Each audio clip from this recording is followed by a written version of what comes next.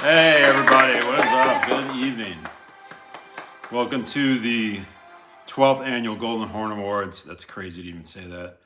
And I know some of you who are either watching now or will watch later have been with me from the very beginning. So that is awesome. Before I get to all the housekeeping for the show tonight, I do want to dedicate dedications. I'm going to dedicate number one, this 12th annual Hornies, to the recently passed Ruggero Deodato, whom we lost a little over a week ago. Obviously, filmmaking legend. To me, he made the greatest horror exploitation film of all time.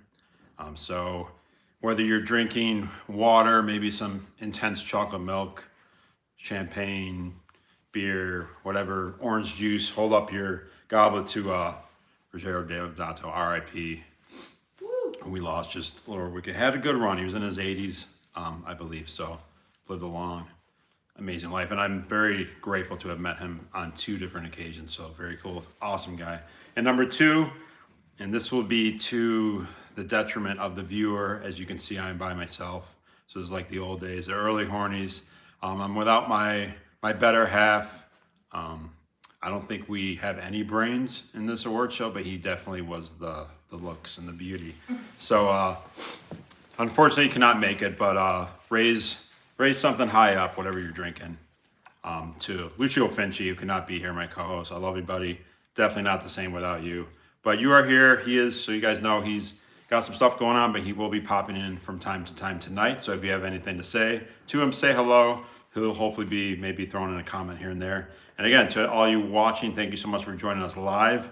And please get involved, get active. We got not as elaborate as last year, since we're kind of slimmed down a little bit here.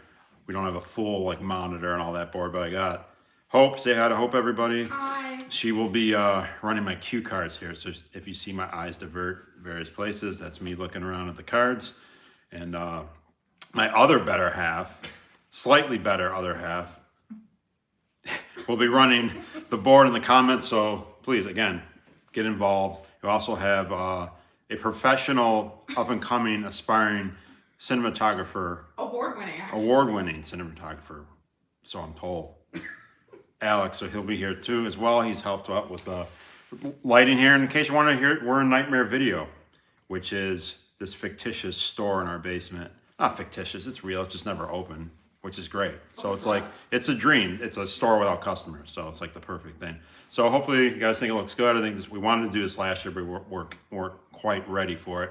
So, all right, guys, let's get, please get involved with the comments. Good evening. I hope you're all well. It's so great to see you. It's literally been a year, so that's crazy. I hope you're all doing well. And all right, let's start with some of that said obligatory housekeeping. Let's see. I had my notes here, so I had to be eligible for the awards. It cannot be a film that is just streaming. I'm not against streaming, of course. It's just the way it's been on the show. So to be eligible, the film has to have had at least some type of wide to limited release theatrical run and or a physical media release in any region, 1, 2, or 3, because we of course are region free here at Horrors Ball. If you're not, take off the shackles, please. Hashtag take off the shackles. So that's how it works. So there will be no films in this award show that were just streaming. So they could end up maybe on next year's show, but whatever. You guys, some of you guys are regulars, you know the spiel. What else? Also, it's all about positivity, and obviously we're here to celebrate the year in horror. So I'm not going to waste time commenting on films that I dislike. So if there's a film, and there's been plenty of hot button films this year. So if you don't see that film mentioned, it's either because I disliked it or I didn't get to see it. So this is all about positivity tonight and celebrating the year in horror. And the whole reason I did this 12 years ago, started this 12 years ago, which is crazy, was because I was tired. If you hear any crazy noises above us, that's one of the 6 cats, or a few of the 6 cats going at it above us. I started because I was tired of seeing the sentiment of the quotes, you know, they don't make great horror films anymore, or that film wasn't bad for a new horror film. I was tired of seeing that, and unfortunately to this day I see that still. Art is subjective, obviously, of course. So my opinion Doesn't mean any more than anyone else's. These are just my opinions on these films. The point is, why I do this, I just want people to give these films a chance, watch them. I hate seeing someone give their top 10 of the year and they only saw those 10 films. Or I see people saying, yeah, it wasn't a bad year, and you literally only watch maybe 6 or 7 horror films. My point is, I watch between, it's going to show the lame life I live, but anywhere from 75 to 100 new horror films every year. So they're out there, they're there to watch, just give them a chance. And usually more than half, sometimes way more than half of those end up right here as a nominee. So the quality, it's quality and quantity. I have a little, go ahead, Sean. So if you're done, I just want to say hi to everybody that's in the chat right now and call out some names. Yeah. Moods with us. Legend. Jonathan Wilhelm. All right, Jonathan. Daniel Lavington. Yes. Lionel Rios. It's my man Lionel. Yep. Finchy, of course. Finchy is here, everybody. Okay, I know Jamie's watching. Slimmer Joel. Josh. That is Josh. So Okay. thank you. A lot of. Make your head I'm roll. sorry. Anyone else? Good. No, we got Irish Mad Dog. All right. The Gore Fathers Wicked and Weird Horror Show. We got a lot of longtime supporters here, and I very much appreciate it. Phil, I know, Daniel, all you guys, man. I really appreciate the support. I talk to a lot of these people, kind of, you know, in outside of the award show, of course, and it's great having you guys here, and it's definitely. Please chime in throughout the night because it's like we're all hanging out. That's why I kind of want to keep doing it this way because I think it's really cool. Since we don't get to hang out in physical realm, whatever. For the ether. So yeah, what else can we prep before we get going here? You could mention Lydia's fault. Hey, I got my notes here. They are part of the notes. Yeah, so that's why I started this. So just give these films a chance.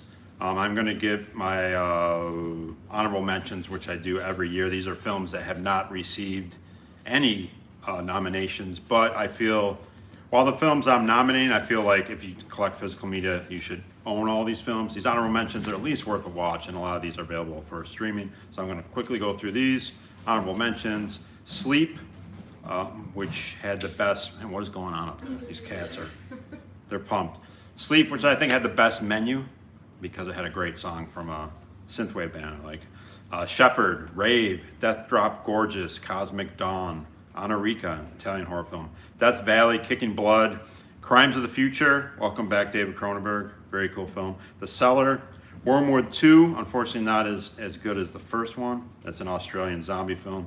Where the Scary Things Are, The Seed, Hatching, Like Dogs, Take Back the Night, The Retreat, Flux Gourmet, definitely the oddest film of the year. Not surprising coming from Pete Strickland.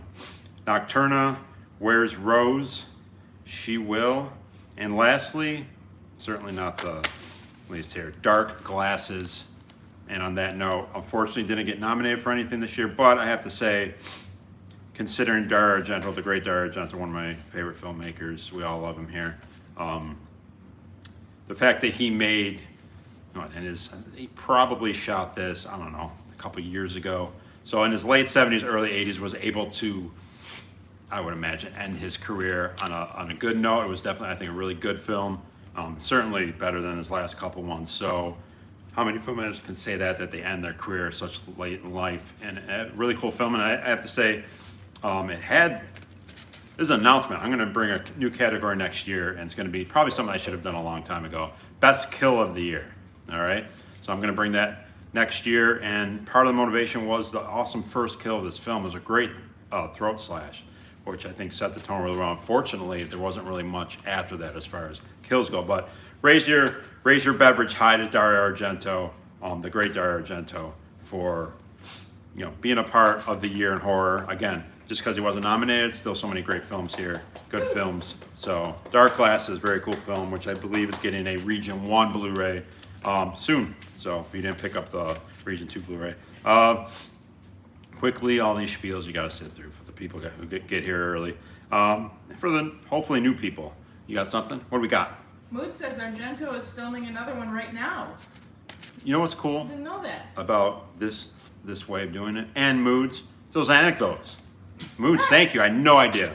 Leave it to Moods. Didn't know that either. Leave it to Moods. Just a, Fun facts all around. Yeah. you want another fun fact? What a sexy man. A sexy Canadian bearded brother, Moods. I love you, buddy, and it really sucks I didn't get to hang out with you and Dave this past October at Cinema Wasteland. I hope it'll happen in the future. And Moods and his crew, his great crew, just recorded their Best of the Year show last night. So Moods, if you want to comment, say when that's going to be up. One more thing, a bunch of people are saying they love Sleep. Absolutely. I know Lionel, that was, I believe, in his top 10, which we talk about through the year. And that's a testament to the point of some of these films. I forgot to put Nope in my honorable mentions. There are plenty of films that obviously don't make my top, but that's not to say it could be someone else's number one film, and that's cool. And that's the testament to the depth of each year. That I'm reading off what it is, 30 films on my honorable mentions that didn't even get one nomination. And again, I support all those films, so I definitely understand the sentiment of Sleep. All right, what else was I saying? So I wanted to just say the year spending so much time and being fiscally irresponsible by spending so much money, our hard money on these physical releases. The year's journey, the total immersion that I do every year, is just so rewarding and so fun. I love that journey. It's like the year's a breathing dynamic. It's propulsive. It's constantly moving. It's ubiquitous. It's all encompassing. You got all regions, locales, budgets. And that's what's so great. I love the process of starting in January. Actually, I usually start in February because I need like a detox after the awards and doing all this watching of new horror. And then going all the way through and see the year just progress. It's so rewarding. And then the rewatches is probably my favorite thing of the year. Because much like listening, I see people do their best music albums of the year. And would you ever do that list without listening to a record for the second time? And I feel it's very much the same way with film, where I watch a film for the second time and I love it even more, and it just makes it all of that more impactful. So that's probably my favorite thing of the whole year is rewatching. Obviously not all these films, but a lot of the films that I can sense are going to be one of the big nominees. So there's that. I just love this year and this process that I've been doing now so passionately now for 12 years. And again, I thank you so much all for being here. Let's finally get to it, right? So let's start with I need someone, if I do this live, I got a couple more things first. We got to get to the early segments. I know people wait for this. Hey guys, guess what I'm drinking? What are you drinking? All right. I am drinking, and this sucks not having Finchy here right now for this. But whatever you guys are drinking, hold it up, even if it's just water. I love a nice glass of water. Again, we haven't been sponsored by these bastards, considering how much pub we get them. Abomination Brewing, always great artwork. How's that look, Hope? Does that look nice and clear? No.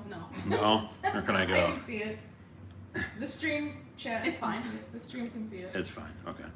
Awesome artwork as always. This is, I'll just call it a boozy IPA. It says fuck 2022. While we're at it, they've been doing these kind of fuck the year things. Not what we're doing here. Some of us have had bad years and bad moments, of course, but this is all about the positive of 2022, and that was the year in horror. So I'm not going to say fuck 2022. We're going to say how great it was. But cheers, everybody. Hold up your goblets. It's time to celebrate the year in horror. Cheers. Big cheers to all of Can you. you say what we're drinking? Absolutely. What do you got? We have... Yeah, Southern Tier 2 times Christmas spiced double ale. She's still in the Christmas. I love Christmas beers. So, yeah. Hope, what do you got? You and Alex. Truly Berry Punch. Truly Berry Punch. The young folk who Delicious. love those. Yeah. Production team. You don't want anything too heavy. They're running around here all day. You don't want a 15% stout inside your stomach while you're trying to get this production going. So, cheers, everybody. Cheers. Not having Finchy here, we didn't have this like. Oh, we got something here. Jonathan Wilhelm is staying classy with a Milwaukee tonight. Jonathan, Classy. that's what you had last year, right? Am I right? Hey, man, you do not discriminate against anything, including beer here. And Finchie's having an abomination as well. All right, One of the Finchie. Christmas ones. All right. Is that the one of the fogs? Or no? I don't know. Finchie, is it one of the fogs? Because we couldn't get them around here. Anyway, Oh, one more question. Yes, I of almost course. missed. Who are you wearing? that's next. Okay. I'm about to tell you who I'm wearing. All Who right. asked that, by the way? Finchie. Okay. So I'm wearing. Sometimes you got to. I've worn everything. Obviously, I get suits. Next year. Let's get a picture of all the suits I've been sent from all these companies. We literally have a closet full of suits.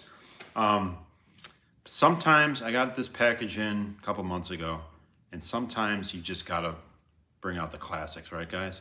I'm wearing Calvin Klein, CK. Whoa. Yeah. Again, sometimes you got to bring out the old school classics. So that's what I'm wearing. Hopefully you guys are looking good, whether it be a t-shirt with some cheese stains on it or, Moods is looking good. Finchie, he did tell me he is wearing a suit. So, Finchie, that means a lot to me, the fact that he's got some shit going on and he threw that suit on. He's got a beer. He's here tonight with us. All right, so we got what I'm drinking, what I'm wearing. Jay is wearing Hardwicks made in Buffalo. Hardwicks. I am unfamiliar, but Keep it what? local. You know what? You want to talk about years? Let's give it up to Buffalo. They've had a tough year. We had Hang in there. no, Buffalo. we had a hate crime there. We had some bad storms. We had They lost a lot of something people. much more meaningless. But their beloved football team recently had, which we were watching, which is crazy to see a guy almost die on the field. But luckily he came too. So I mean, it's been a tough year in Buffalo. I have some friends who have had some tough years, and we've lost some people as always. But yeah, so cool, very cool that you're going local, Jay. That's really cool. So what was it called again? Hardwicks. Hardwicks. Wow. Awesome. Jay says gumball guy. Or the picture of the guy walking the gumball machine down the street of the blizzard. Gumball Went guy. viral. I saw someone got a tattoo of that. All right. Let's Really? move on. All right, Yeah. we're moving on here. Move on. All right, it's time to let me know as people, hopefully there's more people strolling, but I really appreciate all the people who are here now. And I know I'm proud to say there are people from all over the world who watch this, and that means a hell of a lot to me. So I know the times are, I know Phil, you're staying up really late. Bless you for that. And there's other, I know last year, forget his name, but from Australia, he was having breakfast with us. So, all right, let's get rolling here. It's finally time to kick this off. I don't need that. Is that the first? Yes. All right. Best physical media purveyor of the year. You're going to have your standards every year, but there's always some new ones, which is cool. So we have your nominees are for, first beer of the night. Best physical media purveyor, Arrow Video, Second Sight Films, Mono Macabro, Synapse Films, Vinegar Syndrome, of course, and Seven Films. So we have ones that are always nominated, but there's a couple ones in there that aren't always a part of the year. But for all you physical media fans, which you can see behind me, we love, it doesn't get any better for us, even though there's some people out there who consider it a dying medium. Not the case for horror fans. Let's break it open, guys. Kristen this night, it's the first award. Huh? Woo! Happens only once a year, as will the next 20 awards. Best physical media purveyor of 2022. The Horny goes to Second Sight Films out of the UK. I believe this is their first nomination and first win. I think. I wish I had a guy who comes out on the side. This was Second Sight's first nomination and their first victory here. That'd be really cool. Someday. Someday. Next year. Get that guy. What's his name from Guns of Eden? Well, then. I need a Wild Bill in here. All right. And kind of on this note, so here, our next up, we have Best Release of the Year, which is really, as all of you know who do collect. What? I don't have that written down. That's okay, because I have them here Okay, physically. Okay. I like that. You're on it, though. You were freaking out. Yeah. Like, what's going on? It's not You're matching. such a No, that's cool. random So on this note, as you guys know, the ridiculous amount of physical media that comes out this year, it's kind of an exercise in tedium. I could fit to narrow this down to what I think I have a stack of 8. Opinion for you guys. Question for the viewers right now who are here on time with us. Not to degrade the people who will show up later, but should I separate this and do best box set of the year since there's so many box sets, and then do best single release? I want some feedback. Why not? Box sets are too loaded. It's tough. Yeah, it's tough. It's if you guys could see this pile, it would cause pile envy. All right. But before I get to that, on that note, there were a couple of kick-ass short films this year. One of them was, which coincide with a really cool, in this case, physical release. The Runner. Look at this cool video. It's from Retro Release. Very creative. The Runner, a short film. Cool thing about this is done by one of my favorite musical acts currently, Boy Harsher, if you're into kind of like synthwave, 80s style music. And this fine woman right here, she's fronts several bands that I like. King Woman, Miserable, some other stuff. Anyway, it's kind of like, would you call it borderline music video, like extended music video? Obviously with Boy Harsher Because involved. It's like music videos that have a story. Yeah, what is this, like 20, 15 minutes It's or like so? 45 minutes. Is it that I long? think Okay. It's technically a feature. Okay, cool. So I call it a short film because, it's under an hour, whatever. Anyway, I think this is still available, but if not, It's on check it Shudder. out. It's on Shudder. Is it really? Yeah. Cool. So it's particularly if you like Boy Harsher's music or you're into that kind of music. And secondly, I'm not biased, but please, Lydia's Fall, which was shot in this home, our new home, with 2 of the people behind. Well, actually, we were all involved, of course, but directed and written by my amazing daughter, and her co-written by her friend Jamie as well, who is out there, correct? Hopefully Watching? watching, yeah. He All right, texted me hopefully. he was watching. Alex beautifully shot the film. It is on YouTube, guys, in its entirety. It's a short film, so this is Hope's first official film since I Dare You to Open Your Eyes. It is what's the length on this one? Like 18, 17 minutes. It is a Halloween-themed horror short called Lydia's Fall in its entirety on YouTube, guys. So maybe after this, if you haven't watched it, The box also. the box, she also has a little teaser. You'll see her channel, subscribe to it. But yeah, after we're done tonight, go watch Lydia's Fall. It's awesome. Josh is here. He did your Comment. head for Lydia's Fall. Josh, what's up? What's up? What's up? What's up, man? Yeah, so she created this whole crew with us being away. I was literally had no idea what was going on until they all just attacked our home and trashed it. So that blood stains on the wall. I'm also in it. If you ever wanted to see how I looked as George Costanza, little taller, little less chunky, check it out. But yeah, give some feedback, follow her. Go check out that film tonight or this weekend, whatever. Lydia's Fall, feature length, coming soon, hopefully. So yeah, 2 cool, shorter films. Go check them out. And on that note, let's get the best release. It's just pretty, whatever. These are my thoughts. I could have had 40 of these things. But first up, one that Finchy will appreciate. Creature from Black Lake, one of my favorite Bigfoot films, which didn't even have, it had a pretty crappy DVD release. Then that was it. Look at this slipcover by old school Synapse Films. Nice. What? Oh yeah, I will mention that. Which, by the way, Synapse getting a nomination for the best company is cool because they maybe release a couple things a year. They also released the Tombs of the Blind Dead Blu-ray Steelbook this year. And they did this. So when they do release stuff, it's a kick-ass edition. Look at that old school original poster. How's this look? You guys see that? Okay. Looks good. Yeah. With the great Dennis Fimple on the front. Fimple. One of my all-time favorite characters. All right. Death Game by Grindhouse Releasing. This came with if you pre-ordered it, came with a cool keychain. I love this film. Look at this great artwork. Awesome. I believe this was remade with Keanu Reeves maybe 10, 15 years ago. Never watched it. But yeah, great slip, great artwork, lots of bonus features. If you've never seen this 70s gem, it's fantastic. A lot of great cinematography, a lot of great colors in that movie.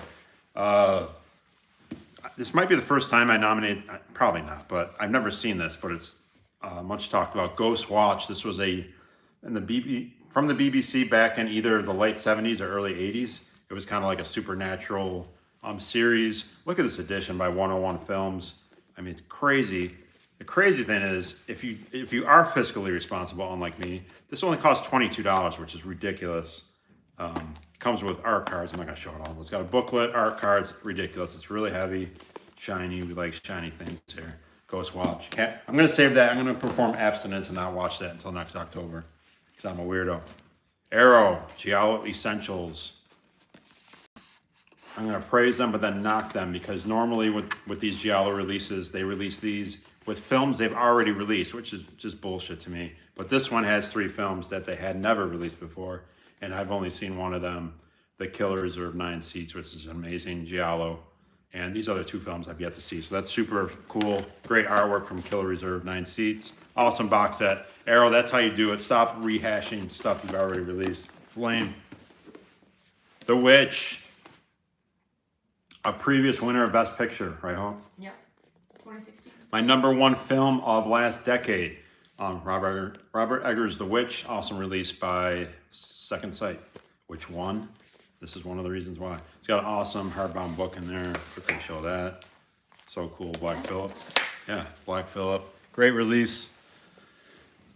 Got By the Mighty Severin Libido. This was an Italian horror film, black and white, which Italian horror with black and white is just awesome. And I had never seen it before. I'd heard about the film for many years, almost bought a bootleg countless times.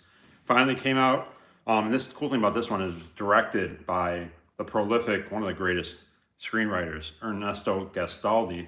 I'm pretty sure this was his only directing film, I'm pretty sure. But amazing slipcover, love the back, that amazing artwork. And what's really cool about this is it comes with a signed, I mean, this guy's still alive, he's like 89. Ernesto Gastaldi signed this, which is absolutely amazing. And to top it all off, the film was fantastic. I absolutely loved it. Watched it for the first time. I believe it was in October. So just all around an amazing release. If you haven't picked this up, pretty sure it's still available with the slipcover. Arrow again. Gothic Fantasies, 4 Italian Tales of Terror. The main thing with this one is it has the Blancheville Monster for the first time in Blu-ray. I love this film, aka the aptly titled Horror. 3 other films on here, a booklet, amazing release.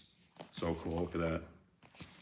Any feedback about doing a box set category next year? People did say Yeah, yes. people did say. All right. More categories, the better. Done. Boom. Gavel. Gorefather said Second Sight are killing it so far with their releases. And Irish Mad Dog says, us collectors are spoiled rotten these days. Man who drinks Yep. Old Milwaukee is a wise man. I don't know about that. I don't know if I mean that. By Severin, House of Psychotic Women. Look at this. As someone who lived my whole life, most of my life with, we'll say unhinged. Actually, your entire life. That's what I said, my whole life. Look at that, though. Look at that wallpaper. I love the color scheme, and they kind of match that scheme with the artworks, which is cool. And again, a set where I've only seen footprints, which I know by footprints on the moon. But yeah, these other 3 I have yet to see, so that's amazing. So I got a lot to watch when I'm not watching modern films. I thought you were just Modern Family. I'm not watching Modern Family. Not a bad show, for the record. Look at that. Awesome. I like the box set like that, too. A little lid. All right, is that it? All right, finally. So, if you all fell asleep during that. Yeah, so those 8 were my favorite. Obviously, there's people yelling out, why didn't you pick? I know, there's so many things. All right, let's do it. Best release of 2022, The Horny goes to Libido by Severin Films.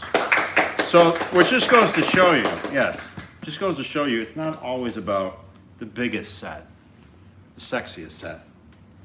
Sometimes it's just an old film with a nice slipcover and a nice autograph, which is why I should do these categories separate. Next year we'll have its own release, box sets and non-box sets. But anyway, I hope you guys all have this release. Let me know if you do. How about tell me if you don't, and then go just fucking buy it tonight. So after the show, I'm just gonna send out orders to you all tonight. I'm gonna be really bossy. Go watch Lydia's Fall. right? And then when you're done with that, you're gonna be in a good mood because you just watched The Killer And then Short. Watch the box as well. Watch the box. You're probably going to be in the mood to rewatch the Hornies. And then after that, if it's not too late,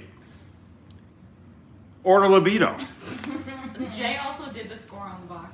Yes, I was just going to get to that. Okay. So Lydia's you fault. got to remember, he's a very humble man. But yeah, I had to mention what I was going to do, Hope, for the record. I was going to mention it when I got to the score category, but I'll do it now. Right? I'm going to wait to do it later, okay? Spoiler.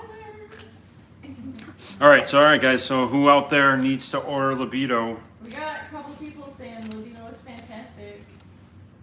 Mo- Lano, Mad Dog. Moods. Do you have that? I know Moods is a great collector, but he just gets screwed on that shipping. Kills him. Yeah. All right, what do we got next? Artwork. This is the last of the physical media related portion of the show. How y'all doing out there? Does anyone comment your snacks? Yeah, what are you guys eating? Anyone eating anything? Phil, what time is it there? I know I'm gonna take a guess. He lives in Germany, which I will visit someday. And hopefully we see Richard tonight. I haven't talked to him in a while. Charles to Richard, whether you make it or not. It's my dream to have an award show from the lovely little living room in Sweden with Richard. All right, best artwork, guys. The Righteous from Arrow Films. Look at that. I love that. Kind of reminds me of something kind of that William Blake, the great poet, would have drawn as he was an artist as well. I'm making a mess already over here.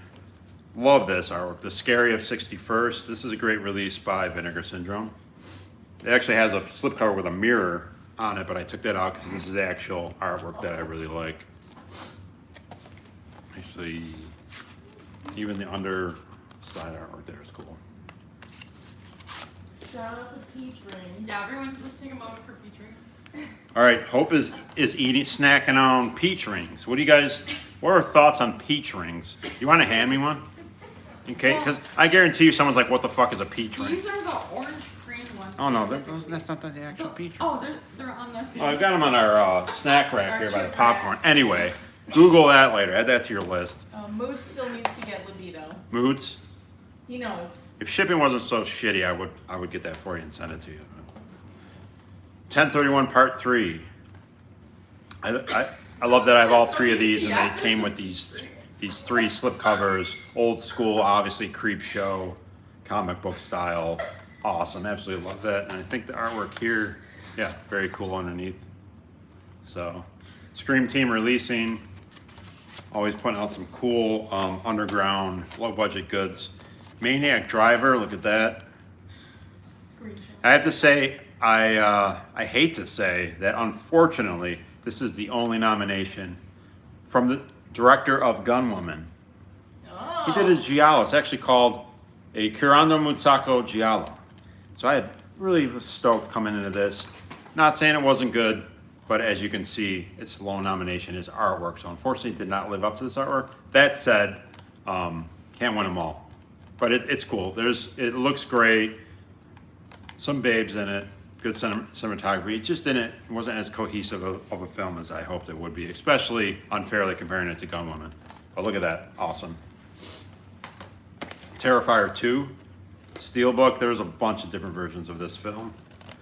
I'm going to go out on a limb and say that this will have more nominations later. The back. That scene. He puts the glasses on. Rewatched this recently.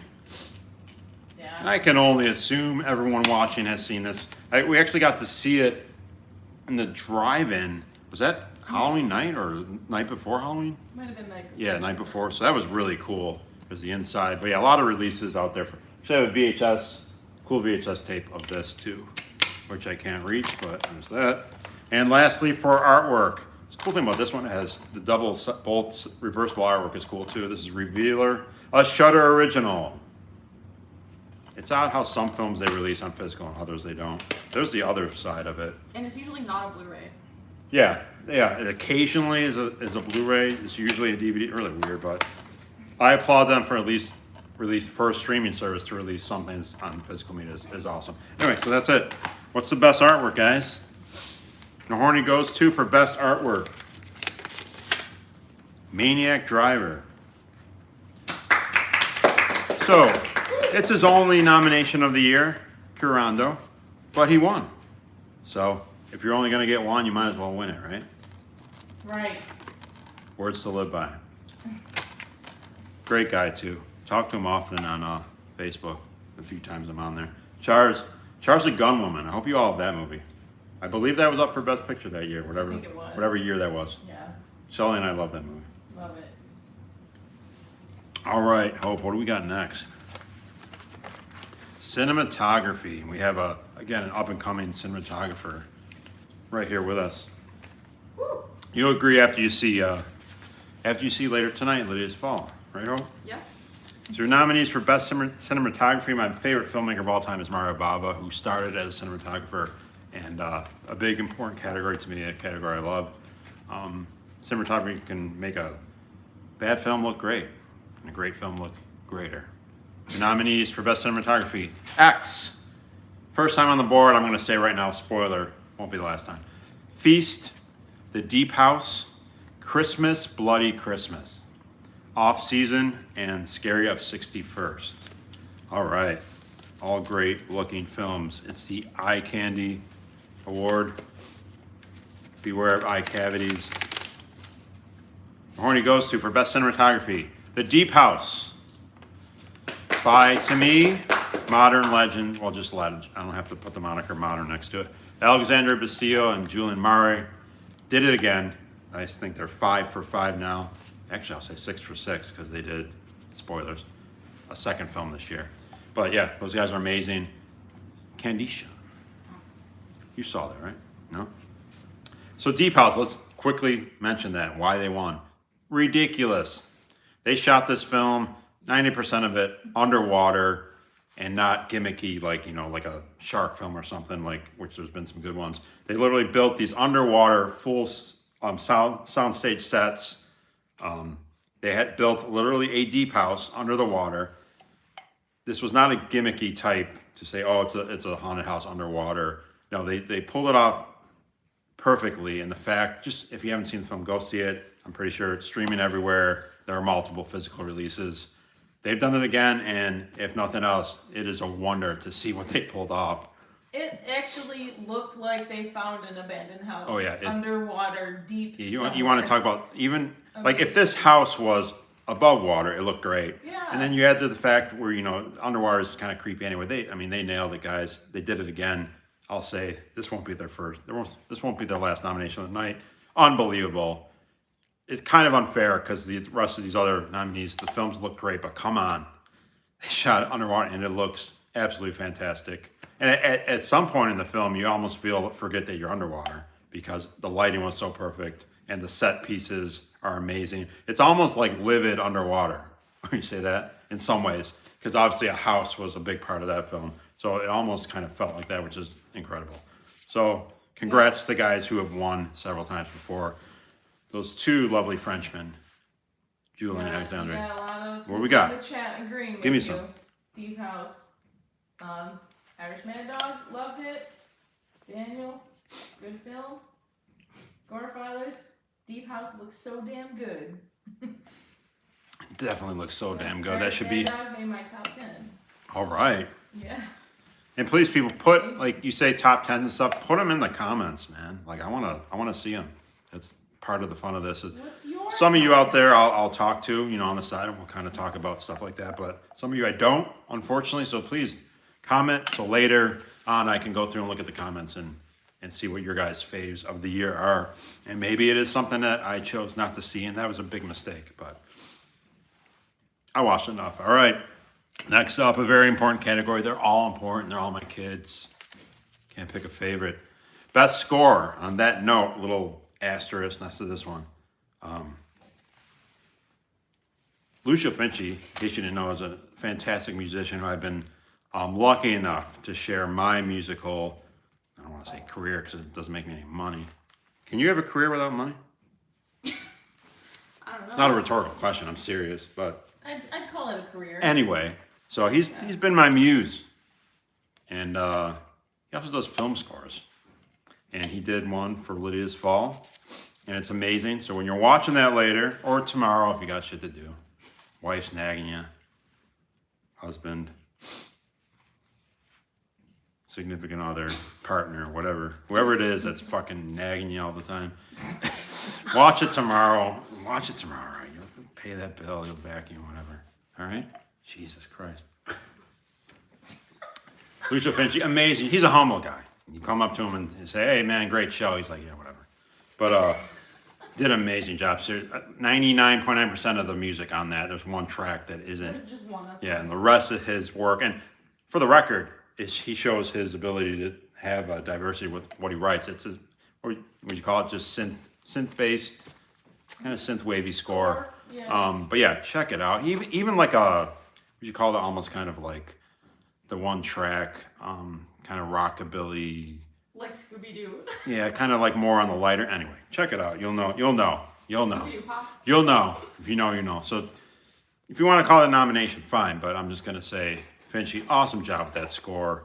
You've done, do it again, just like the French boys. He just does it every time, man. Yay. He did say, "Dude, Frenchman is not the proper nomenclature." Okay. Who said that? Finchi. Okay, well, I'm sorry. What should we be saying? I just love those two guys. I love them. I love them. So I don't know.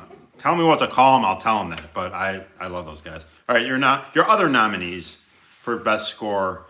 I don't know if it's the beer or what, or it's the color marker you chose to use, but I'm having trouble seeing this one. Best score nominees are Mosquito State, You Won't Be Alone, Men, Terrifier 2, Tin Can, After Blue, Black Phone, and Off Season.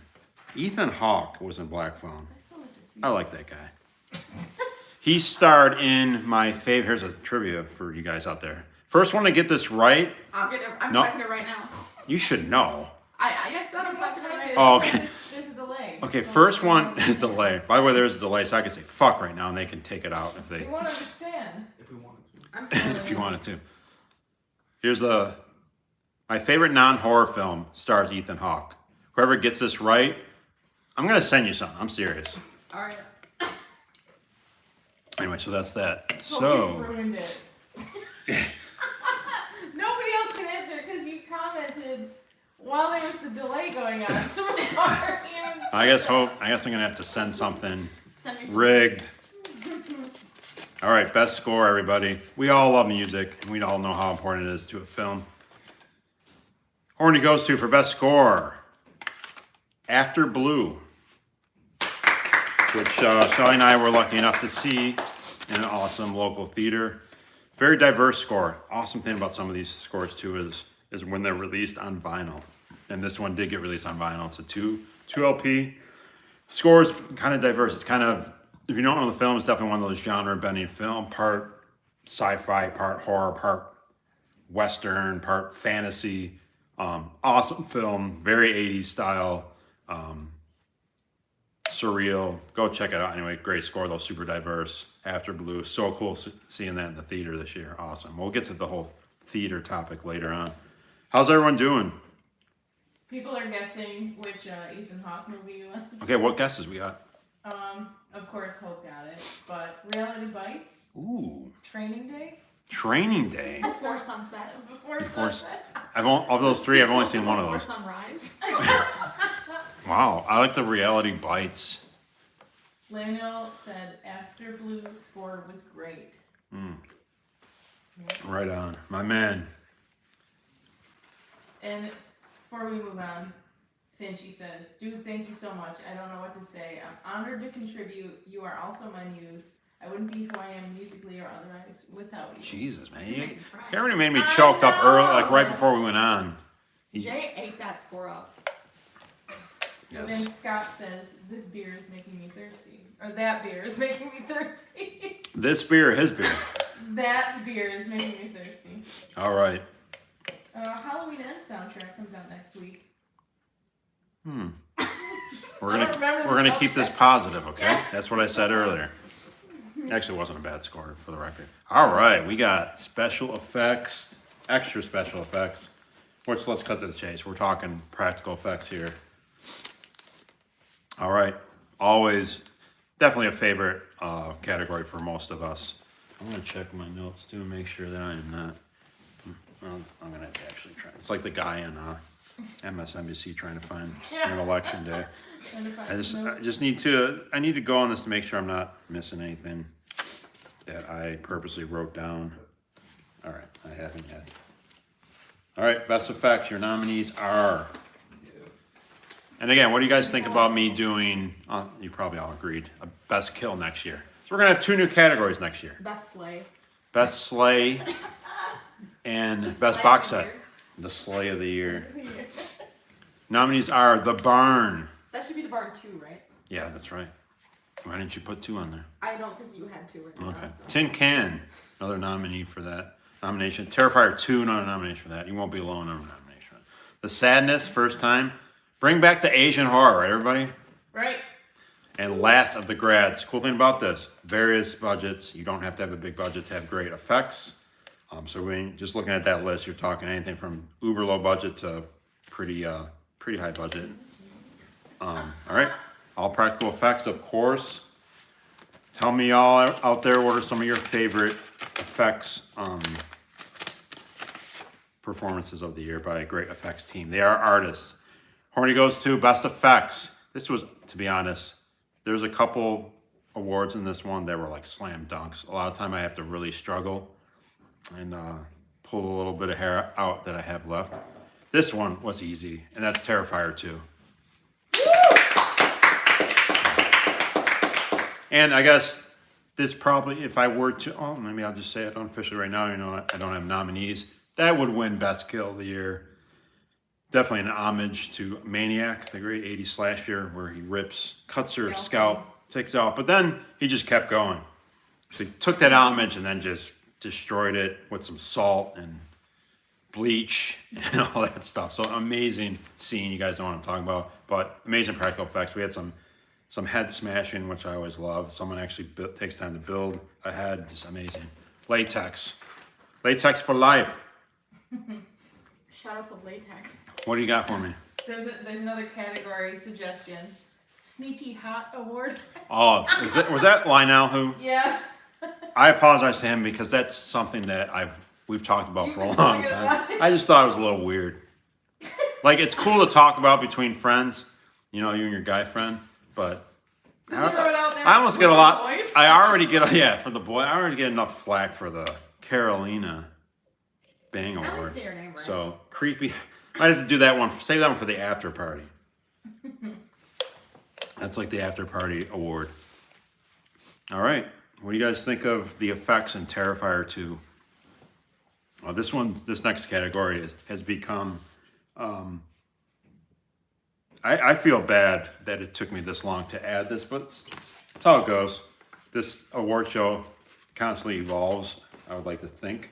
And last year we added this as someone I'm okay to call myself a writer. At least I've been passionately into writing my whole life. Poetry, philosophy, lyricist, all that stuff.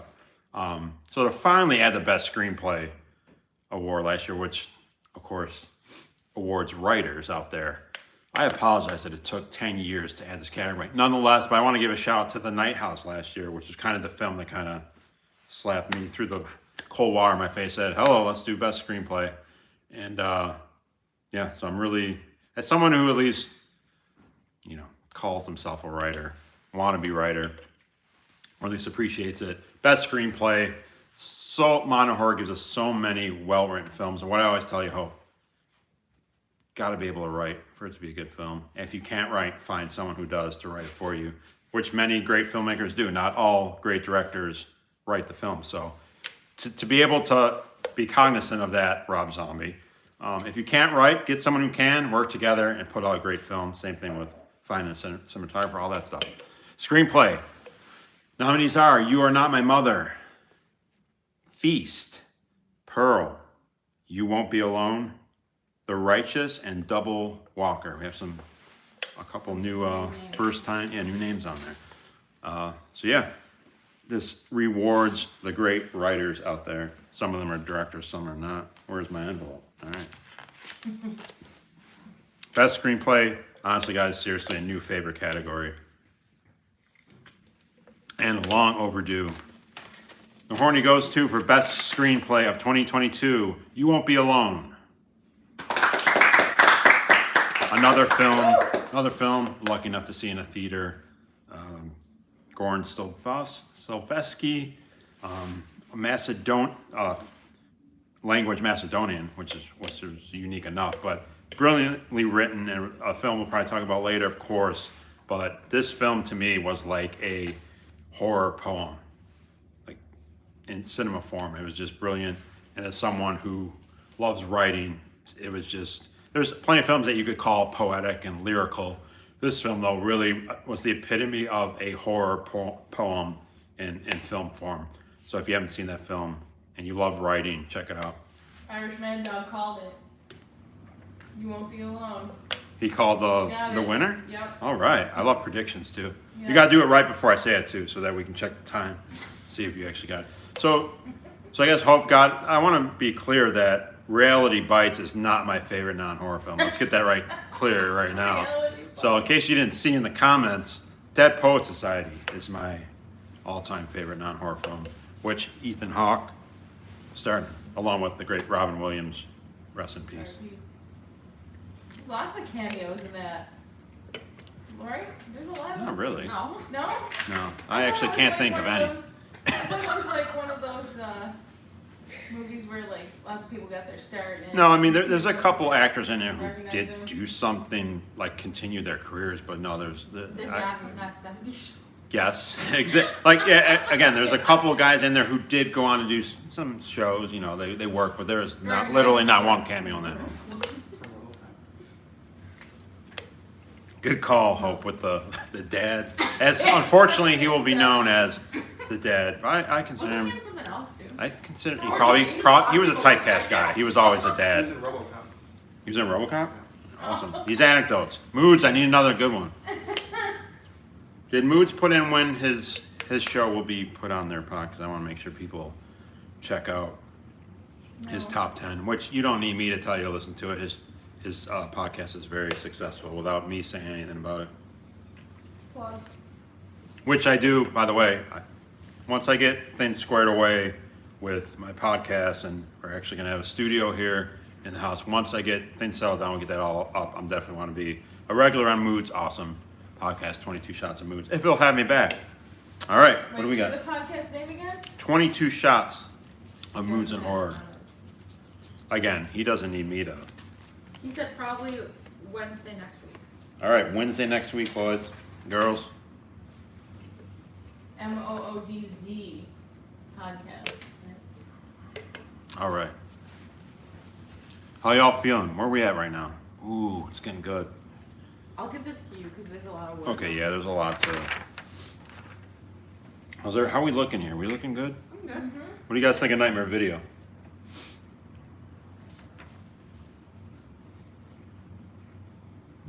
This is a lady, so we Touche. Yeah. Somewhat recent category addition here, which I think is very cool. Hope, was this your idea? Mine was ensemble. Ensemble.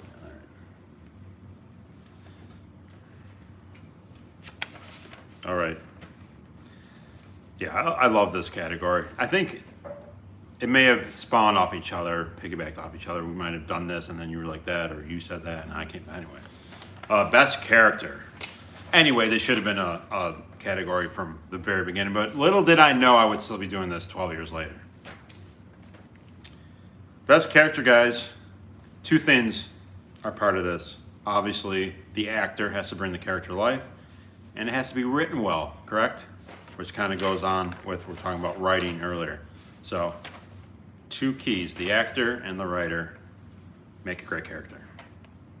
Pearl, that's the character name, performed wonderfully by Mia Goth. Is that her real name? I think it is. From the film Pearl. So, name in the movie was Pearl. Her real name is Mia Goth. The film was also called Pearl. So, a lot of names there. Is that her real name? And why the hell is she married 2. Shia LaBeouf. Shia LaBeouf. Damn shame. The Pale Girl, played by Amelie. Amelie McLean, question mark? Why is Terrifier 2, because I think Finch and I are equally as bad as pronouncing names, especially the Asian ones. Oh, yeah. Tess, Georgina Campbell, Barbarian. First I one. put the characters' names in quotes. Okay, gotcha. I knew her name wasn't Tess. Barbarian is definitely a film I've seen on a lot of people's list. Saw that in the theater as I well. would say that was probably the surprise of the year. I will say, for the fact that Justin Long didn't ruin a film, to be honest with you guys, I'm gonna be, I'm always honest with you guys. I never lie. You gotta be kidding me. It's as transparent as we can be. I almost nominated Justin Long. I hate that fucker. But he played a hateable character, and it was so perfect. And I guess that's why I didn't nominate him, because I feel like he wasn't acting. Miles, I've never met the guy, so I have no reason to legitimately hate him. But that's what we do. We hate in this country. Miles, Stanley Simmons, Superior. First nomination for Superior. Amazing little film. Check it out. Shot around here. Yeah, we'll get to that. Richard, he played Richard. Bo Knapp, is that his real name? Mosquito State. Father David, played by, I want to call him right now, a great indie genre vet, Graham Skipper, adorable guy. He was in The Leech. He's been in he was in Bliss, a lot of films. Pearl, Mia Goth, in X. Now it's getting very confusing with that one. And this is the last one. Guy from Double Walker. Finchy, that one's for you. Why am I calling that? Because I could not find the guy's real name. I couldn't find his character name. I couldn't find anything on this guy. But if you've seen Double Walker, if you haven't yet, you'll know who I'm talking about because he's adorable. He's the friend. He works at a theater. Adorable guy, works at a theater. You two will appreciate that. Check out Double Walker. As you can see, it's gotten multiple nominations. And one of those films I just haven't seen anyone talk about. But yeah, he's the adorable, cute friend. Works in a movie theater. Chubby. Looks good in a gray coat. Whatever his name is, man, if you're watching, this could change your career, but I'd like to know what the fuck your name is. All right. Jamie would like to be here next year for the Hornets. You are welcome. You are all welcome. Live studio audience. Yeah, this is what you wanted, Dad. You couldn't fuck up our house any more than my daughter and her crew did last year, so. I said Jamie. He was part of that. I know. I'm saying anyone else, but anyone else wants to come. Yeah, my goal, my dream is to have the Hornies somewhere. Excuse me. And nothing came out. Firing blanks over here. Live studio audience, that'd be somewhere cool, an old theater, stadium, whatever. That'd be awesome. Best character. Horny goes to. What are some of your favorite characters out there, people? This one may surprise people. They weren't in it much. Their second win. The Pale Girl from Terrifier 2. That film was kind of, I hate overusing the phrase old school, but old school in the slasher aspect in that it was just kind of like, it was fun. You had carnival stuff, Halloween stuff, practical effects. Clowns, of course, is old school with horror. But I remember when she first appears early in the film, and I was just like, wow, she looks awesome. She has a smile. And it's tough to outdo Art the Clown.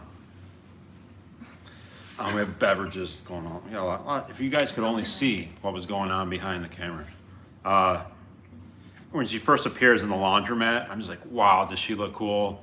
Just a girl dressed up like a clown, great makeup, great teeth, smiled like that every scene she was in. I just thought she was a great character. Added so much, even though she wasn't in it. She was kind of added as kind of like that surreal aspect of the film, which was really cool. He's only seeing her, or is he? All that stuff. But I thought she was great. Pale Girl. I just think she even though she's hardly in it. Art the Clown is so cool, and I thought she was even cooler. But anyway, so I love the Pale Girl. I hope, darn well they're going to do a third film. I hope she's in it. But super cool character. I love clowns, though, so I always have, always will. I think they're great fodder for the genre. Here we go. So this is the category that Hope came up with a few years ago. Chars, everybody. How y'all doing? Lionel said behind the horrors ball. LOL. I mean, like behind the camera? Yeah. Everything going on behind the horrors Yeah, because ball. mom made the tripod shake. All right. Sorry, I'm trying to clean up over here and kind of keep things in order. And I think I lost my note paper somehow, which kind of sucks. Because it had, okay, I found it. All right. Super cool category, best cast, perfect thing to have after best character. Well, maybe I should have done cast first, I don't know. So best ensemble cast, what makes an ensemble cast? In my rule, I guess it's gotta be 3 or more, I would say. 2's kinda, that's fucking pushing it. Nominees are The Innocents, Midnight, got some new films in here. X, Superior, A Banquet, Pearl, and You Are Not My Mother. Best ensemble cast, 3 or more. And then we'll talk about a few of these casts. The Horny goes to best cast. Best cast. Marks the spot. Oh, X. Let me explain this one first. And this kind of is perfect to piggyback off of writing. Ty West, who I've always considered a good writer, who writes and directs this film. But, and he actually, did he not co-write Pearl With Mia Goth. with Mia Goth, which is super cool. That was like a surprise too until people saw the Yeah, opening that's credits. so cool. There's an anecdote that's something that Moods would have said. Ty West and Mia Goth co-wrote Pearl. How cool is that? Anyway, so X, I think if you had the premise is fairly basic. It's clearly inspired by 70s kind of Texas Chainsaw Massacre type stuff.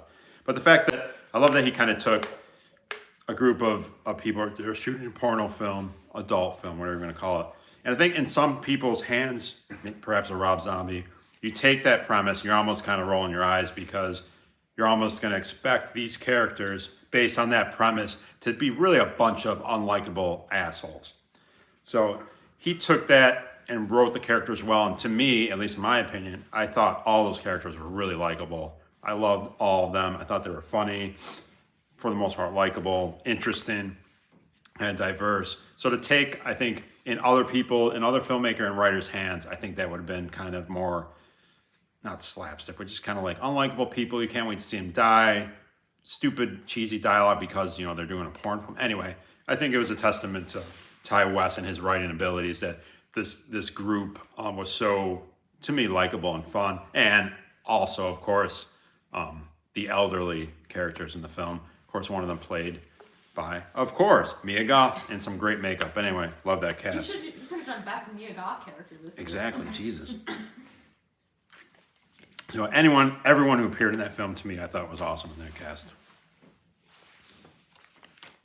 Point of that, what's the point of making? Actors in adult films are not unlikable people. It's a job. What do we got?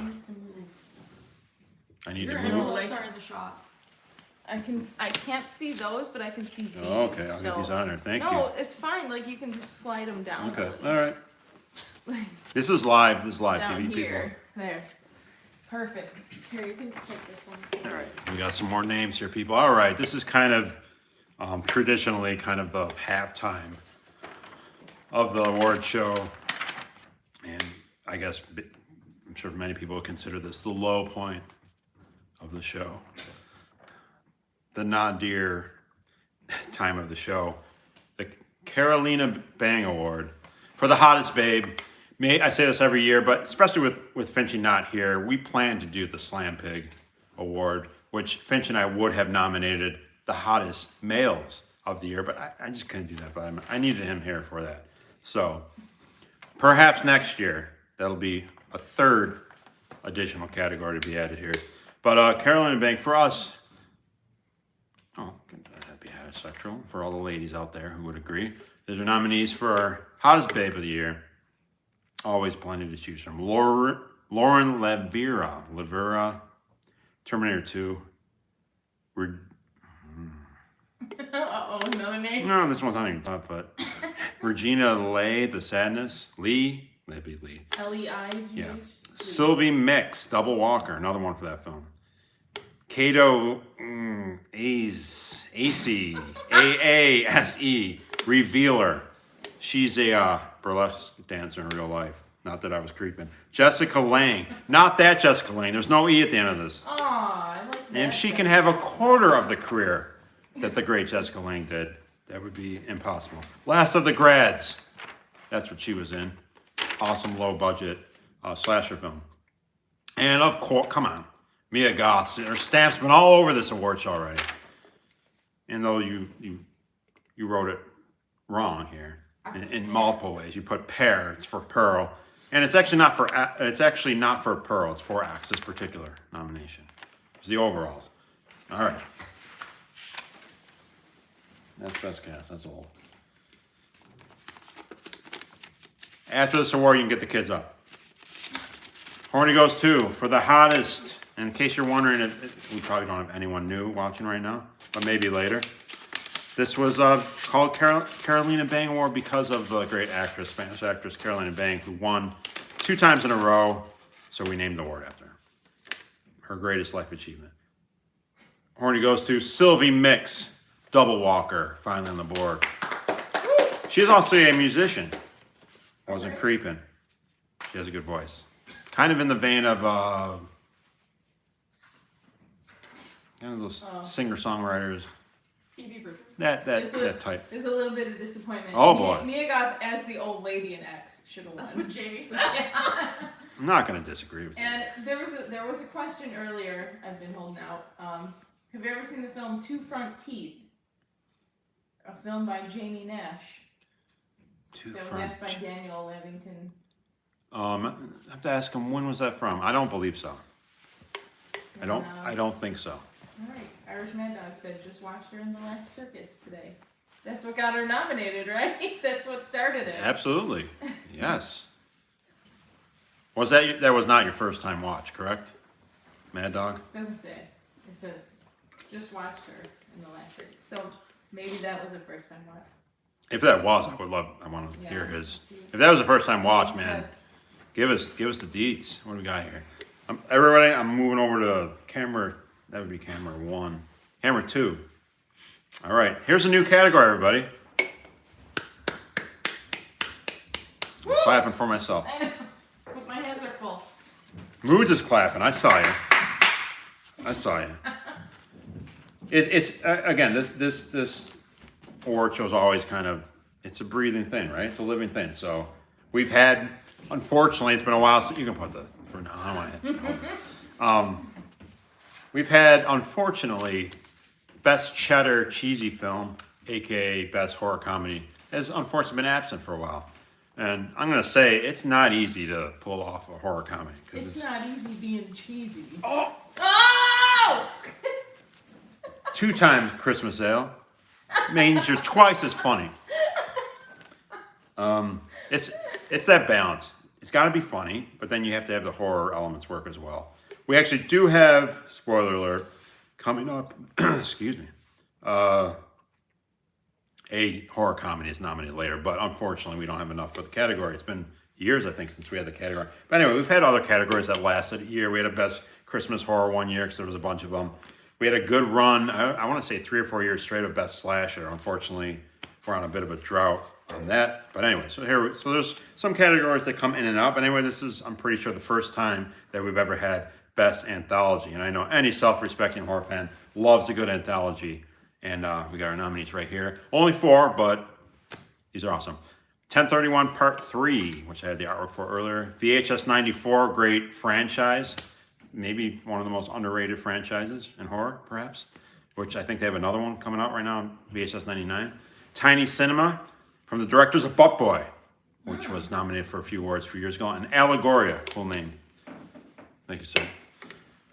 Best Anthology. Have you guys seen these films? very happy to have this category. And we have another anthology nominated later in another category. So 5 really cool anthologies this year, which I think is awesome. What's the biggest problem with an anthology? What do you hear all the time?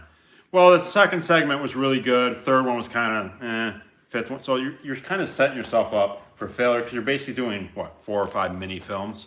So the odds are against you. But most of these films, most of the segments were awesome. Of course, you have a wraparound story. So it's tough to pull off, but I commend everyone who does it, especially in the lower budget area. So best anthology, but we do have, give it to me, Shelley. One comment just from a few minutes ago from the Horror Sickness. Hey, been a long time. Glad to see you're still doing your thing. Not sure if you remember me. Frightmare 100. Oh, yeah. Chris. I absolutely do, man. Awesome. Wow. Frightmare 100. Yep. I absolutely remember. It's yes. And then there's another suggestion. You need to include best folk horror. Hulk horror. Best I thought you said, folk horror. I thought you said Maybe Hulk next Forest. Best Hulk Forest. I was dyslexic. That's cool, man, but the problem is, I mean, There isn't enough. yeah, I mean, you could have a year that could, folk horror is definitely in. You guys all know I love folk horror, but yeah, it's one of those things I don't think it could be consistently in. But yeah, I mean, you guys know I love folk horror. But yeah, awesome seeing. And then Tiny Cinema had me rolling, said Irish Mad Dog. You don't even know, man. You don't even know. Well, you're about to find out. Oh, you Yeah. folk horror. Best anthology. And then we'll quickly talk about these films. The Horny Ghost 2. This one's for you, Irish Mad Dog. Tiny Cinema. From the directors of Butt Boy. They've done it again. Yes, that film, right, Charlie, that was absolutely hilarious. Yep. I will say, them winning each segment, I want to say I think there's 4 in this one. I thought they were all great, but they peaked too early. Never put your best segment first, right?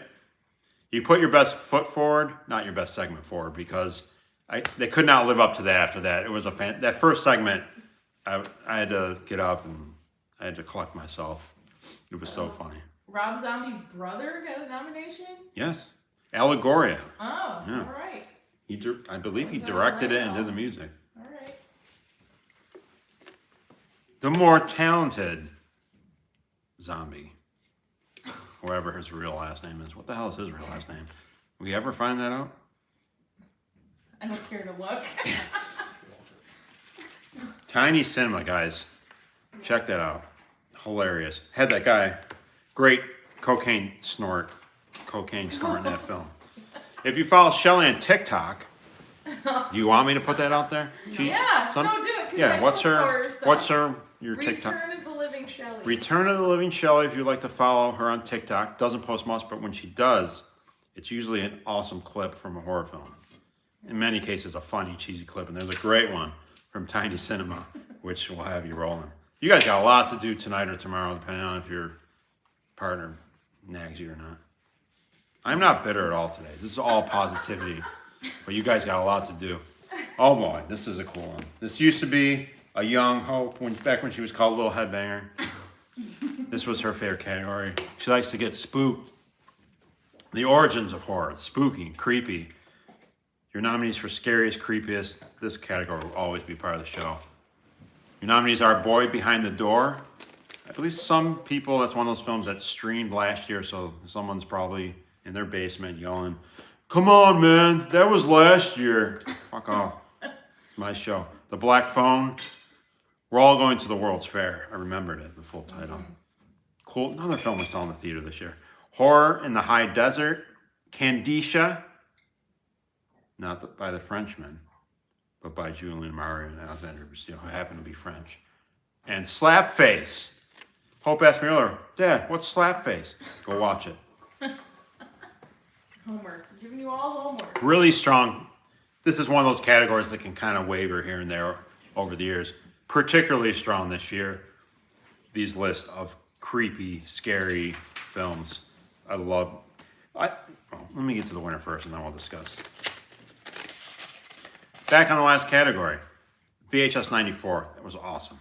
Some good creepy segments. I would say most of them are creepy and there's one at the end which is actually really funny. If you guys remember the German kind of right-wing vampire segment. Really funny. Anyway, I had to mention that.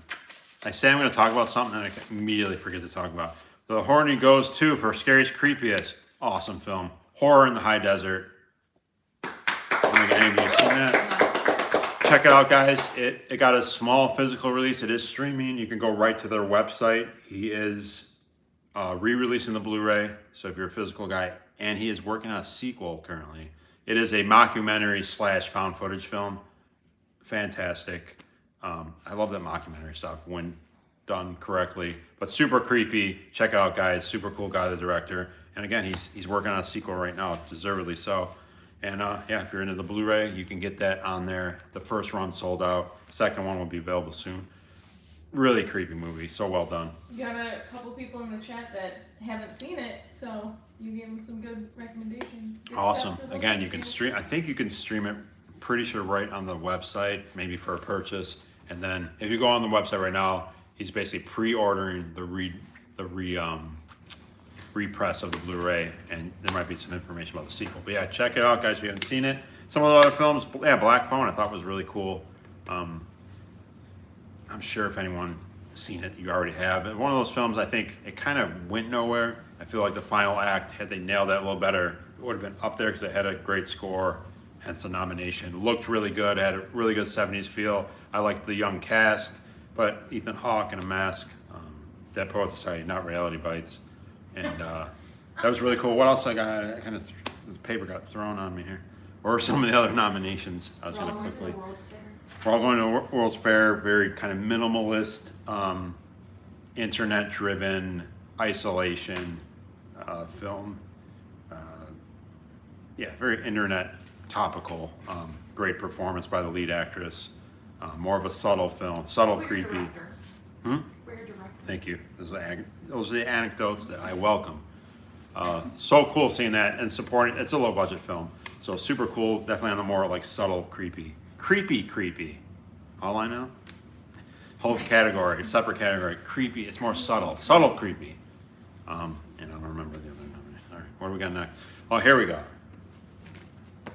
Sometimes when you go back and look at the years, there's certain themes that kind of made an impact and resonated with you. And this year, probably the biggest thing, if I were to look back on 2022, the year in horror, I would definitely call it the year of theatrical horror. Amazing. So not only do we have this group, I'll take it so you don't have to keep holding it up. No one gives a shit anymore. They're all drunk on their old Milwaukee peach rings. They're on their second bag of pizza. To feeling good all the time, everybody.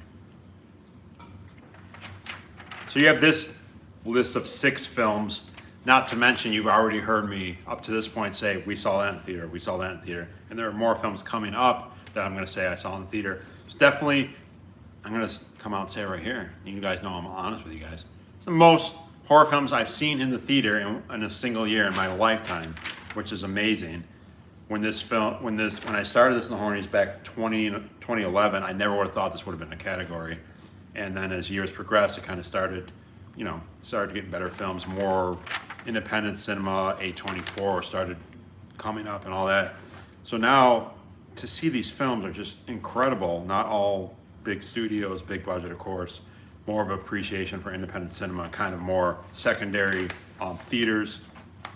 So just, yeah, unbelievable amount of, it's not just the amount I've seen in the theater, the fact that, I'm trying to think, I think every horror film I saw this year in the theater has gotten at least one nomination. So it's not like I saw a bunch and half of them were shit. And there's plenty of films I could have seen, like Nope, that I didn't see in the theater, and some of the other Smile, or some of the other films that some of you out there may or may not like, but some of the more mainstream ones. But anyway, so keep in mind, and one thing I mentioned earlier, when it comes to a film category, you cannot be nominated twice in a film category, meaning theatrical, creepy, indie, low budget. If it's an actual film category, you can only be nominated once. So these nominees here, you will not see nominated again as far as a film category. Which, what do I mean by that? These 6 films, plus other films I saw in the theater. So best theatrical, and there are some heavyweights here. I know I'm immediately gonna get like, how could you not have nominated that for this or that? I respect that, and you're right, because, and then again, that just shows the depth. Nominees are Barbarian, Men, I know that's on a lot of people's lists, After Blue, Watcher, Mad God, Years in the Making, and Bones and All, which I'll say right now may be the surprise of the year. And I can thank Hope for urging me to see that in the theater, because I wanted to see the film, had no intention of seeing it in the theater, so that's what good kids do. Best theatrical, because I know, I'm gonna predict it right now, my good friend Lionel is gonna yell at me and say, Men only got best theatrical, bullshit. And what I'm gonna combat that with, hey man, theatrical has become a great category now, so no shame in this category. It is now a strong category, not just a novelty. I see this category sticking around, which is, I never thought I would say that. Daniel is saying Mad God, calling out Mad God. I love the predictions. Yeah, we're on the predictions. I don't know if she's with us tonight, but last year, she predicted the best picture winner. Yeah. I forgot who that was. Yeah. She's not here. Not here. No. Hopefully she'll see it on the replay. This show will be replaying until it gets deleted, I think after a year. It wasn't deleted. It's in the live section on your channel. It's not like as a video. Keep them Oh, coming. good to Keep the know. knowledge is Keep power. those anecdotes coming. That's just a fact. That's not an anecdote. Keep those Anecdotes facts. we live in a world of misinformation. Hyperbole and rhetoric. That was The not- truth is, apparently there's a live section in your YouTube channel. Just found it out. I was like, This just in. I was like, Hope, it's gone. The last two Hornies are gone. That sucks. She's like, why? I'm like, I have no idea. That sucks. All right. Well, breaking news. they're in the live It's in the section. live section. Something we should have probably talked about off camera. Horny goes to for best theatrical of the year. You'll be proud of this one. Bones and All. Maybe the upset. There's an upset every year. On that Ethan Hawke note, do you remember the year that he won Best Actor for Sinister? Do you remember that? That was crazy. Remember Crazy when we year. missed Ethan Hawke movie night on accident? Crazy. Crazy. So let me elaborate a little bit on this. Bones and All. Again, thank Hope for urging me. So in the theater, here's why I have great respect for this film, besides it being a great film, is this is essentially an adaptation, not essentially, it is an adaptation of I would kind of call this, as someone who works with physical media literally in my job, we have this book where I work, I don't have to say, you probably all know anyway. Young adult is the genre of YA where it's put. So, or teenage, whatever you want to call it. The genre. Which, for the record, a lot of adults pick over where I work, meaning like they're way older than young adult. They are not a young adult, and they pick over a lot of these. Anyway, so this book is in this, when you catalog it, for all you hot librarians out there, because all librarians are hot, the glasses and the sweaters. Yeah, young adult. And to take an adaptation of a young adult, something that's geared, not to say that young adult novels and all that are not good, but to take that and make an adult, in this case a middle-aged man, appreciate it, adapt it to the screen, and make it, I'm sure plenty of young adults enjoyed it, but also, some hardened veteran horror fan to appreciate it is a testament to the talent of, again, another guy, I'm not going to pronounce his name right. He did the Suspiria remake.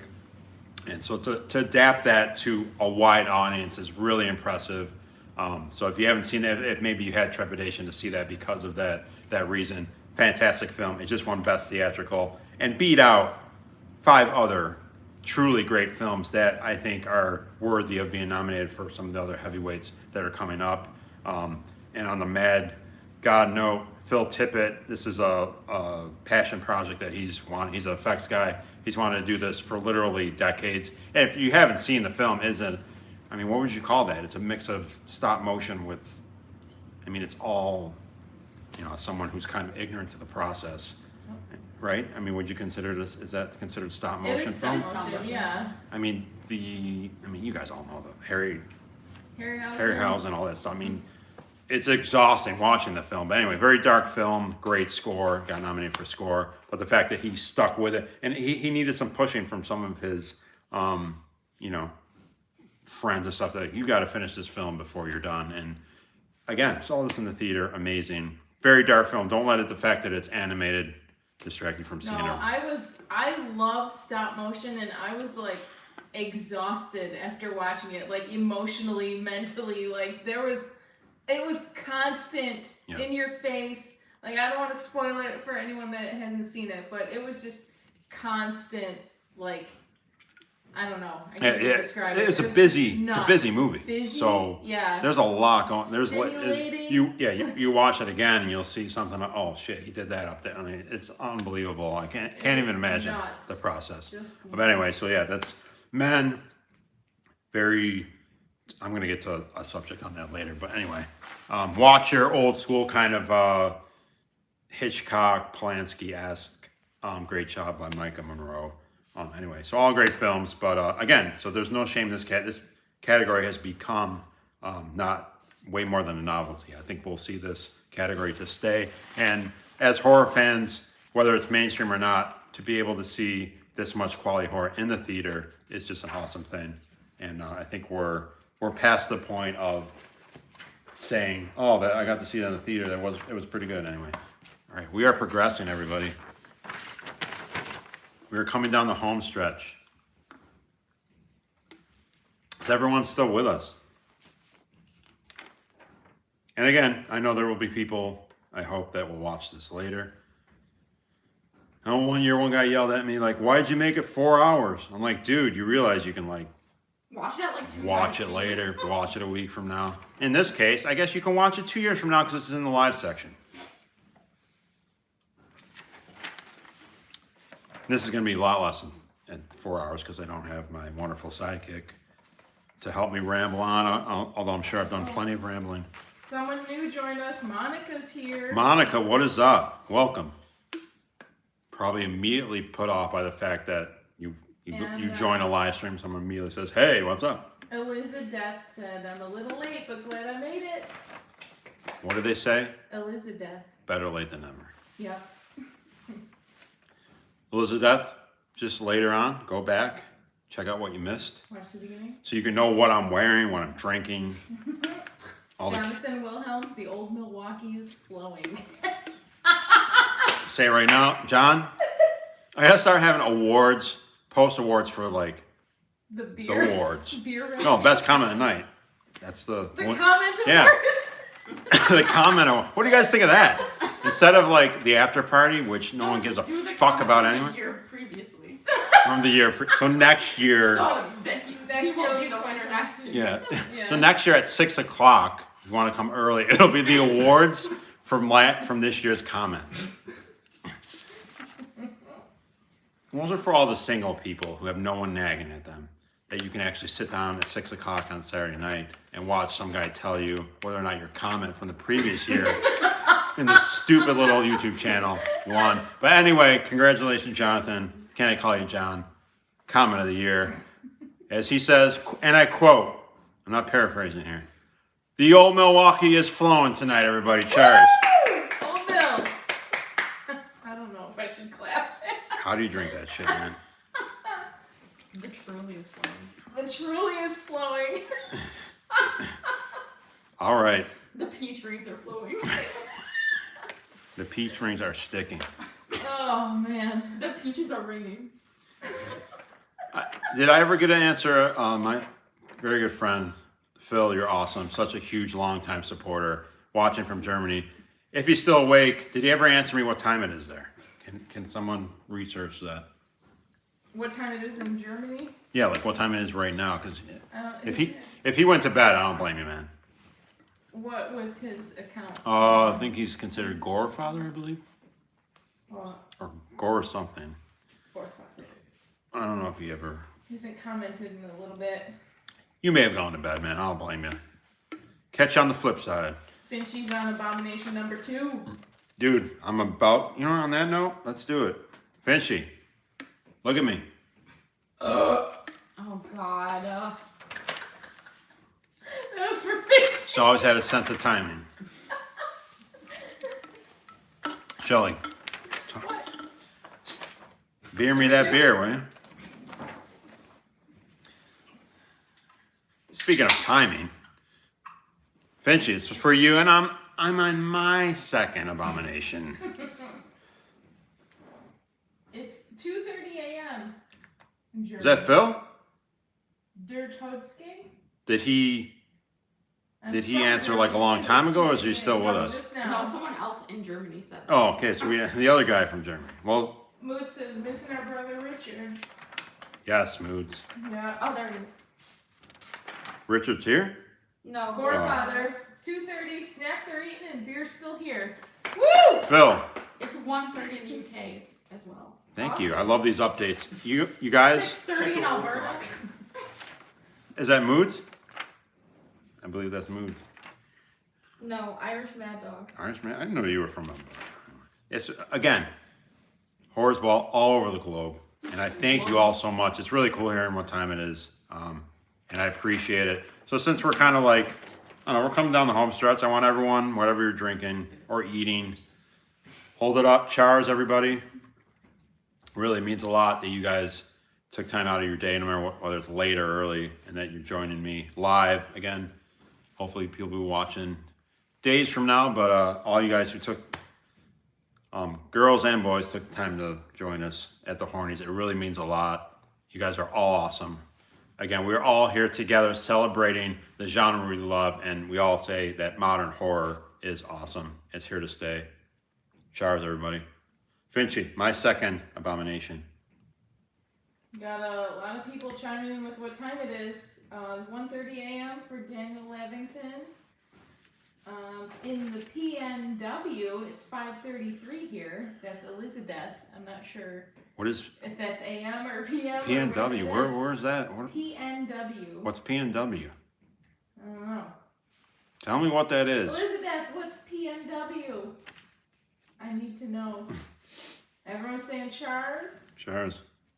I caught my kids tryout short to Pacific make it. Northwest. Oh, Pacific Oh, okay. Northwest. Okay. Western time. Lando, Pacific I time. caught my kids tryout short to make it. LOL. Father of the year.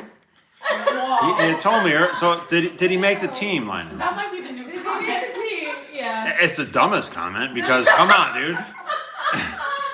Pacific Northwest. Thank you, Elizabeth. Could have pulled it up on his phone. Yeah, right. Yeah, he's like, you know, his son like makes a team, right? He hits like a fucking home run, and Lionel's on the side. Oh, come on, man! What? You didn't nominate? Yeah. Hold on. Like, dude, what's up with your dad? Seriously, though, no, he is, for the record, he's a good father. Wow, this beer. Woo. Anyway, but seriously, it means a lot. Thank you for staying up late. It really means a lot to me, guys. This is awesome. Again, we don't get to, you know, This hang is out kind for of real. early for some people. Moose Yeah, is no, like no. 5:30. Yeah, early, late, Yeah. whatever it is, Yeah. man. I appreciate it. All right, we're having fun. We're hanging out. This is, I'm drinking, yeah, so this is actually, I take it back, Finchy. This is not, my, That's abomination, right? No? Who is that? Who are you drinking? my eyesight is an abomination right now. This is Nightmare Brewing. Check out that can. Richard, you would like, God, I miss you, Richard. I'm sure he'll be seeing it when he can. But anyway, cheers, everybody. So we're going to get to Best Actor. A couple individual acting awards before we get to the heavyweights. Your nominees for Best Actor: Yuro Sato from Missing. Just watched. That was the last film of the year I watched. Trivia. I love throwing this out every now and then.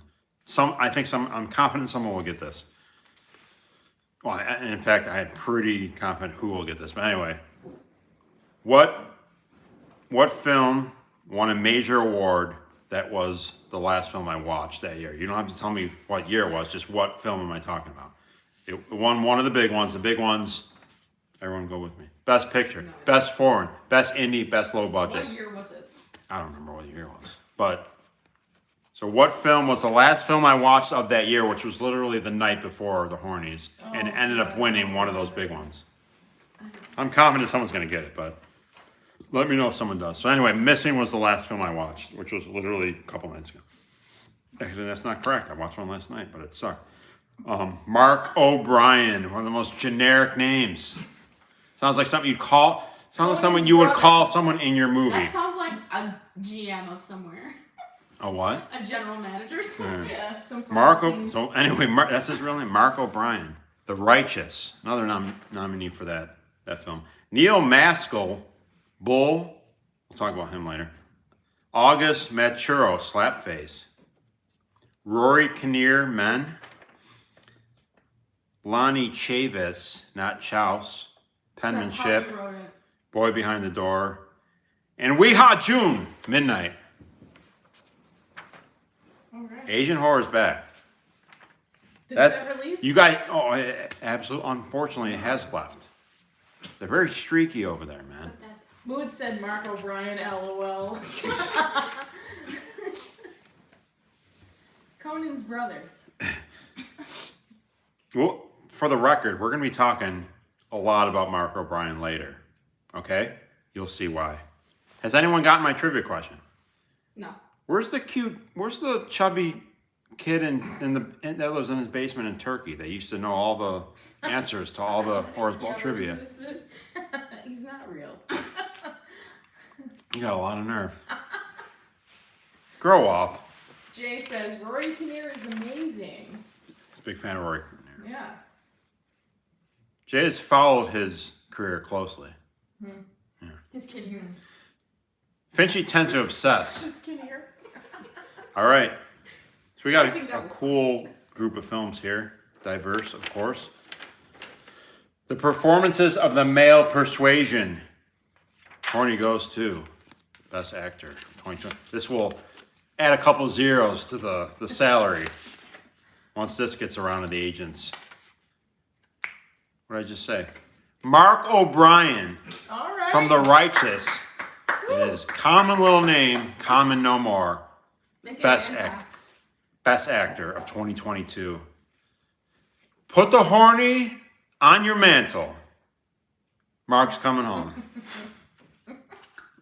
Mrs. O'Brien, your son's coming home, baby. He's made it. He's Did I get a clap for that?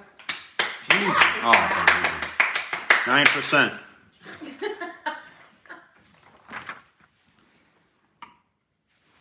Have I gotten it? No one knew the question, huh? No.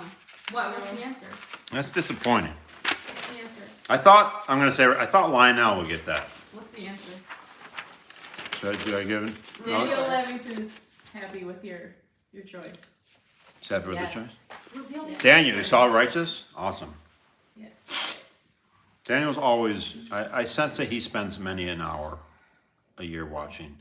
I have to say, Daniel, I think it was the first person last year that I had already purchased the film. I had high hopes for it, but I remember him posting about Seder, and how much he loved it, and Seder went on to win Best Picture last year. So. Daniel says that film is best of the year. What What is? is the answer of the I question? don't know. That film. I missed Is it. Daniel saying The Righteous is his favorite film of the year? I can't knock it, man. Like, Possibly. Yeah.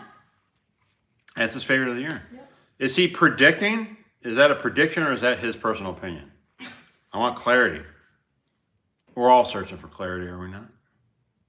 What is the Yes answer and to yes. the question, Dad? So it's his favorite and he's predicting that Yeah. to be. Okay. Yep. The answer, okay. I'm okay. dying. I thought you guys cared more. I miss that Turkish kid, man. What happened to him? Maybe his mom kicked him out. Yep. Watching these hornies over and over, this American middle-aged guy. Busy making something of himself. He would have got it. So the answer to the trivia question of the film that I watched literally the night before the awards won Best Foreign. That film was True Love Ways, which ended up Right. in my top 5 of the decade that year. Yeah. So it just goes to show you is don't stop watching films. Go all the way to the last minute. Mm-hmm. I would have watched one this morning if I had to. I would have showed up late if need be because I was finishing watching the We were final watching film. them on the plane. Should I say what I watched last night? That was bad. I know I like to keep this awards. I'm going to ask you, Hope.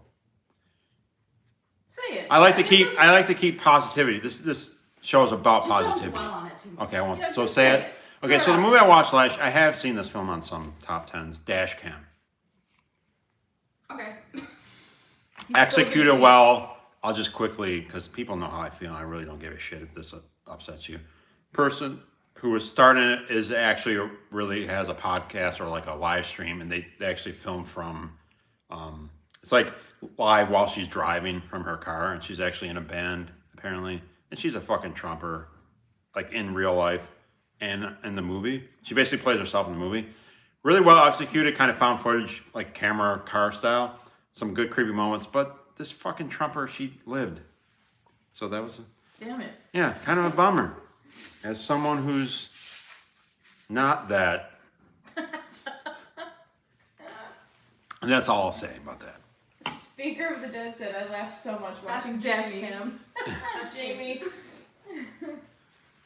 Yeah, I was pissed when she didn't die at the end. The end credits are hilarious too, said Moons. Dash Cam. Yeah. Like, annoying character, and then they live. Oh, Sucks. Irish Mad Dog said, no idea she was like that in real life. Damn. Yeah, dude, she played herself. And Lionel said, I started watching Dash Cam but couldn't finish. Yeah, it's like well done cringe, and then the Well ending, done cringe. and then the ending is cringier. That's my review, okay? Put that on the front page of the... Elizabeth said, I'm loving the movie room you're in.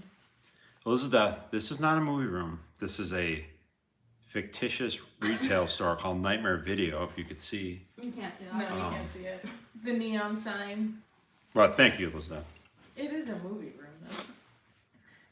It's a movie basement room? All right, guys, you know what's next. Best Actor, followed by...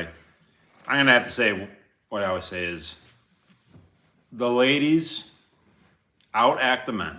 I'm just going to have to fucking say it. Damn right. At least in this genre, and there was a time, I say this I think every year. I think there was a time where I don't think that, well, it may still be this way for some people, but you're starting to see, I think, bigger actresses. Hope will help me with this. The actress who's gone on, I would call her, I don't know who's considered A-list anymore, but from, what's the actress's name? From Midsummer. Florence Pugh. Florence Pugh. Florence Pugh, not Lawrence Pugh. Lawrence. Right, that was her main like starring initial role, right? Midsummer, am I right? think so, yeah. Pretty sure. Anyway, the point is, Same thing like Anya Taylor-Joy too. She's huge. yeah, absolutely, yeah. So like, the horror genre, I think at one point it was like, well, maybe you could be a female and maybe get a nice like final girl, Jamie Lee Curtis role. If you're lucky, you could be like Isabella Gianni in Possession, but then get like blacklisted after that because you did a surreal, crazy genre film. Now you can literally start your career in the genre and go on to have a huge career. Rebecca Hall can come to mind. So the point is, there was a time. Yeah, Michael. There was a time when I think like, oh, okay, early in your career, I was at, Jennifer Aniston, Demi Moore.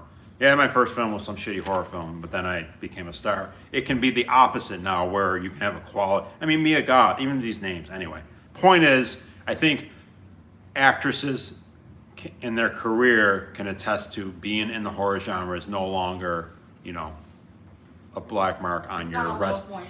on your resume. So, point is, great performances for actresses to this day, and it's not just a start to your career. You can just stroking the genre. Stroking the genre. So good. Nominees for Best Actress: Rebecca Hall. There you go. Sorry, I just keep losing my voice here. I'm excited. You're getting choked up? You guys got to remember, we moved away, and I don't have a weekly band practice where I'm able to scream Yeah. on a weekly basis. So Yeah, you should have done some vocal this is a warm-ups. lot of talking for me. Rebecca Hall, who I know you're watching from your, I'm gonna say she lives in NYC. She seems like a East Coast girl, even though she has to go to like LA. What do we got? What do we got here? Off camera, there's some chicanery going on. Jamie said the mom in Lydia's fall was very slay. Very slay. Hashtag blessed. I still have that sweatshirt. Another question, since you guys don't answer me. Has anyone seen Lydia's Fall out there that's watching? Well, yeah, they talked about Lots it of earlier. people in the comments said they saw it. Yeah. I don't know. I can't see the comment. I don't have a monitor this year. We had to cut. Recession. Budget cuts. Thanks, Biden. Thanks, Biden. So anyway, Rebecca, I know you're watching. Can I call you Becky? I apologized last year for the clerical error that made I'm never hiring a secretary again. Forgot to nominate her for Best Actress. She would have won. Oh, shit. And I don't remember who it was in the comments pointed it out last year. Damn you, thank you for doing that. Anyway, Rebecca Hall, 2 years in a row. How about that? Best Actress nominee. Well, technically not 2 years in a row. Should have been 2 years in a row, if not for the clerical error. Jessie Buckley, Men. Anna Cobb, we're all going to the World's Fair. God damn it, Mia. Mia Goth for Pearl. Damn it, You did Pear again. Consistently wrong. I love pear. Jin Ki Ju, Midnight. Matilde.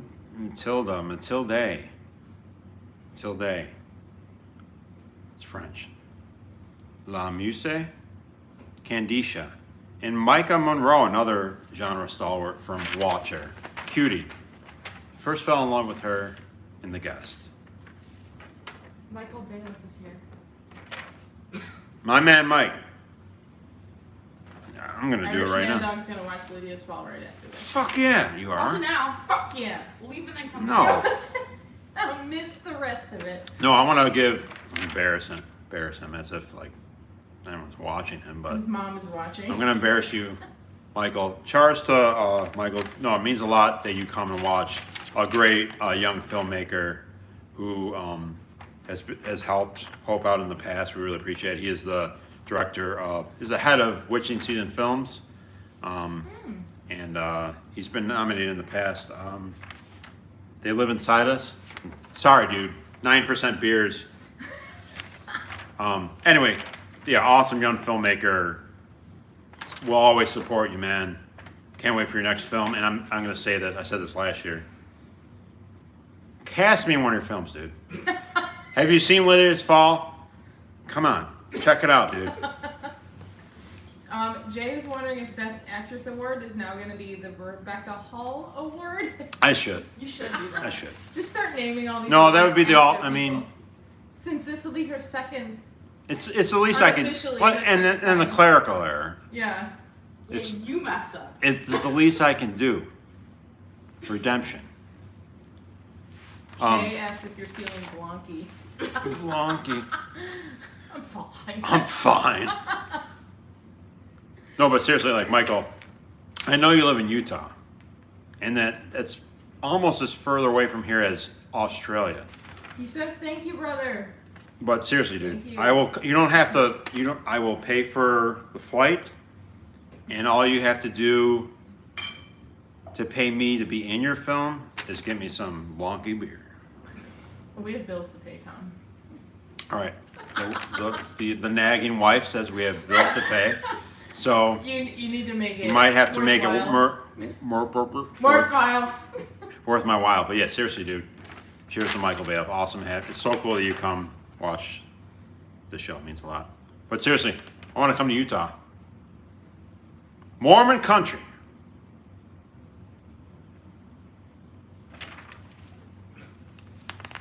To the lady, I'm going to say it right now.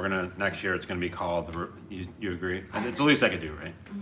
Rebecca Hall Award for Best Actress. It should be called the Rebecca Hall Awards. Oh, instead of the horn? No, that's pushing it. Come on. There's a big one. Your life is like winning the lottery for an actress, getting this in the resume. Am I right? Everyone knows where I'm going with this. Ironically, it's not You can Rebecca just Hall. skip to the Ironically, next it's not one. Rebecca Hall. You could just skip to the next one. The Horny goes to. She's been all over these awards, stained it all up. Mia Goth. Her. I gotta be specific here. Considering she played 3 roles this year, 2 in 1 movie. This is for Pearl. had to make that clear. She had three rolls. She also co-wrote. Co-wrote. Co-wrote.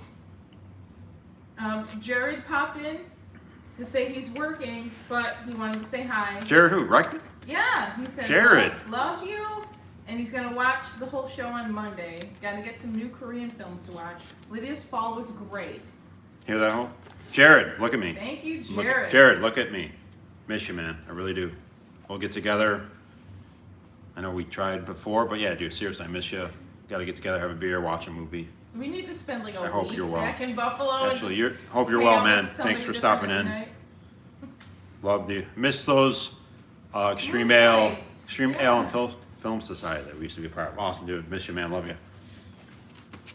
All right. Elizabeth is happy with that award. Can we, Mia Goth? Heck yeah, Mia Goth. She's having quite the year. The thing about Pearl, I mean, talk about a commanding performance, just right from the get-go. What's going on back there? He's refusing to sit here because his back hurts. Sit here! I feel you, dude. God. Back pain My is a back bitch. will hurt. That's why I won't sit on the floor. That's all I can do. Comfort's important, people, especially for an It award is. show. Yeah. All right, guys, this is like that moment. Get the kids up. Everyone get up. I'm gonna give you a minute, okay? We're gonna take a little quick break, okay? 2 minutes. Should I play some music? Yeah, play some music. Play some do some Boy Harsher, since we've kind of talked about them. You might get. Will I get flagged for that? Okay. Probably. Now, do Probably, definitely, actually. um I could play some of Jay's music. There from you go. Lydia's Fall. I'll do it from here, Mom. he's Okay. embarrassed enough. The humble man. Yeah, let's take 5. Wait, before we go, Daniel Lavington says, you're looking kind of drunk now. It's totally funny. You're drinking 9% beer. I've drunk 10 pints of cider. 10 pints! Am I really looking drunk right now? I don't know. I can't tell because I've had a beer and a half. So I can't. I'm not. Dude, honestly, it's only my second beer. I think I'm just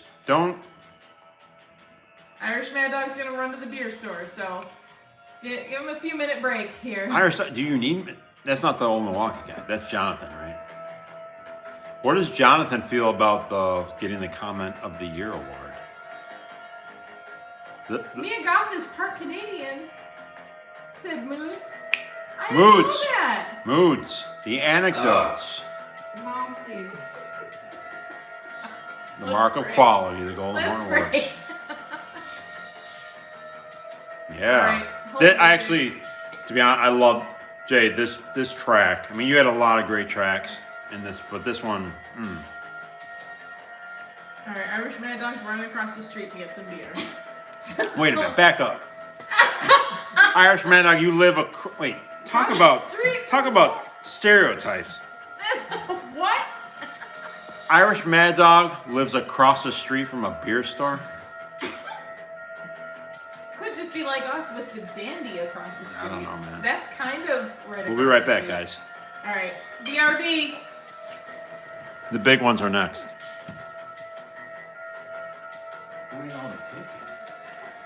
She was going crazy. They're not potato chips. I put my hand in this twice.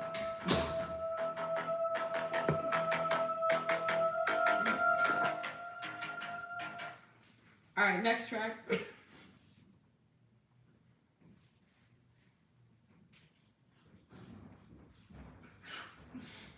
It's loading, guys. Okay, We this used is to- good. We didn't use this one, but This is a deleted scene. it's darn good. This is from a deleted scene.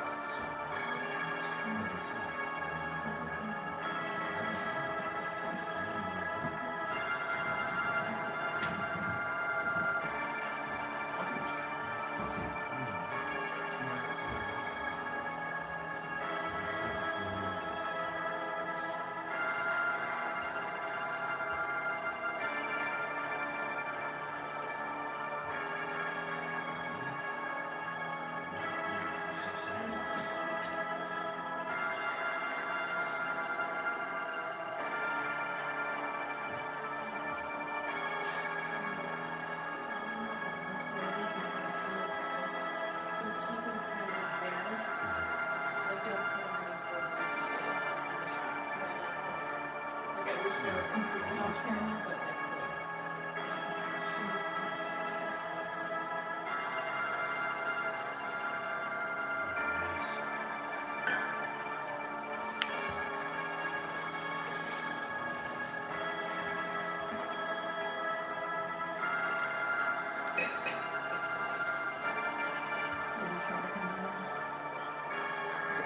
I'll fade this music out.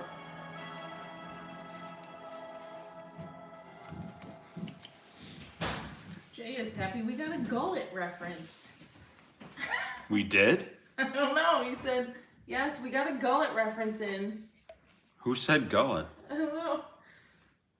Oh, because Jonathan Wilhelm in the chat said, Old Milwaukee's definitely flowing down my gullet. Oh my. Jonathan is off his commenting ass tonight. And Daniel Lavington said, I love those cushions you have on the sofa. Show off that Well, thank you, sir. other face. Was that from Cavity Colors? I believe it's either okay. It's either Creepy Company or Cavity Colors. I just lost Yeah. half my crew. Well, I'll come back. They're coming back. Dude, Jonathan, seriously, you're kicking it tonight. And Oh, thank no. you, Finchy. Well, thank you, Finchy, for being aware of the gullet comment. That's great. Horny history is when probably one of Finchy's, probably his number one best line is when he whipped out the gullet comment. Gullet is on my list for pet names. A word that to this day him and I will throw out there every Yeah. now and then. If we ever get another cat, its name's gonna be Gullet. I don't know about that, but yeah. If it's my cat. Jonathan Wilhelm is in fine form tonight, and that's much appreciated. You all are, seriously. Like, this is what's great. Mood's throwing out the anecdotes. Finchy's still chiming in from home. I almost feel like you're still here with me. Heck yeah. Phil's staying up. Daniel's throwing shit in there. Elizabeth, thank you all. It means a lot to me that you're here. Moods loves the Tarman. It's very quality. Like, even on camera here, it's coming across really cool. Here in the Home Shopping Network, we Yeah. have this beautiful. Tarman, it's so comfortable and squishy. Heck yeah. And then Finchy says, always on the lookout for a good gullet. So are we. She had gullet eyes. Boggling eyes. All right, guys. This is when, like, seriously, I've had enough fun. Time to get serious. Time we can see this. This is, I said earlier how it's like the big ones. This is the fourth quarter for you football fans. For you hockey fans out there, which is a sport that I've, I open up to you guys. You guys know later in the awards, I tend to, Open up a little. open up a little more, loosen the tie a little bit. A lot of times horror fans aren't big sports fans. But anyway, I've always been a hockey fan, but over recent years, I've been drawn more to my Buffalo Sabres. Anyway, it's the third period right now. So if you're into hockey, you'll know what I mean. Moods, I can only assume you being a Canadian, you must love hockey. Yeah, we're in the fourth quarter. We're in the third period, whatever sports reference or euphemism we can. It's coming down to the nitty gritty. One more thing before you move on. Jonathan Wilhelm said his ex-girlfriend, Peach Ring, had gullet eyes. She sounded like the total package, man. Wait, what? Why is she your ex? Wait, ex-girlfriend what? Peach Rings. Because earlier he said, my girlfriend in high school's nickname was Peach Ring. I see that at being the host. That's one of the things I missed out on is all these great comments. So I had no idea what we were Yeah, talking you about. didn't see that. But Peach Rings had gullet eyes. I feel like we need to get Jonathan Wilhelm as Yeah. as a guest, third host, third wheel. Because man, you've lived an interesting life, much more interesting than mine. I have to say too, I've thrown out the invitation to Moods a couple times. I know it'd be a hell of a trip, Moods, but I would love to have you here to. Moods is watching the Leafs game in the background. Of course you are. You're Canadian. Yeah, he's Canadian. Leafs suck, Moods. They suck. Jay says, wheel snipe Selly boys. That's a Letterkenny reference. Yeah, speaking of, you're into hockey and funny stuff. Sabres are winning right now. Oh! We got a sports update. What's the score? Oh, and actually, they're tied 4-4, and it's about to go to overtime. Sorry, they were winning. That was the They worst were winning. update Thanks. ever. Worst update ever. No, wait, they lost 8-0. I don't know what I was looking at. Well, I hope they win in overtime. All right, guys, you know, if you're new to the show, this is the big moment. This is the end. And if you're a regular, which a lot of you are out there, which is amazing, this is when things get very serious. My favorite categories, we call ourselves, I call this the Academy Awards of Horror. Spread the word too. Can I ask you all? I know whether you have an online presence or not, please share. If you do go on, I know some of you do already. Phil, I appreciate all the support you do. Moods. People watch this. I just want people to watch these movies. That's all I want. Give them a chance. All right. These are the categories really that are the big ones that come down to. It used to be Best Indie was kind of its own thing, and then I ended up splitting that into Best Low Budget and Best Indie, which are basically independent films, but the budgets are kind of, so you can go all over the spectrum as far as super low budget. Anyway, I split them in two. So we have low budget, which are truly low budget films, and then indie films, which can be various size budgets, but are independent productions, not studio films. So anyway, let's do it, guys. One of my favorite categories, Best Low Budget. So much respect for filmmakers that work on a low budget. It's very difficult to pull it off. Having a daughter who has to go through that, that progression is awesome, and the respect for everything involved. To just put out, whether it be a short film or a feature-length film, it's a lot of work, a lot of people, countless hours, no money. It's awesome. This is probably my favorite category. It's not the biggest, but just so much respect for this. I know all of you watching agree. So your nominees, this starts kind of the third period in hockey terms, of the show. Your nominees for Best Low Budget Film of 2022. This is a long title. This is like an old school Giallo title.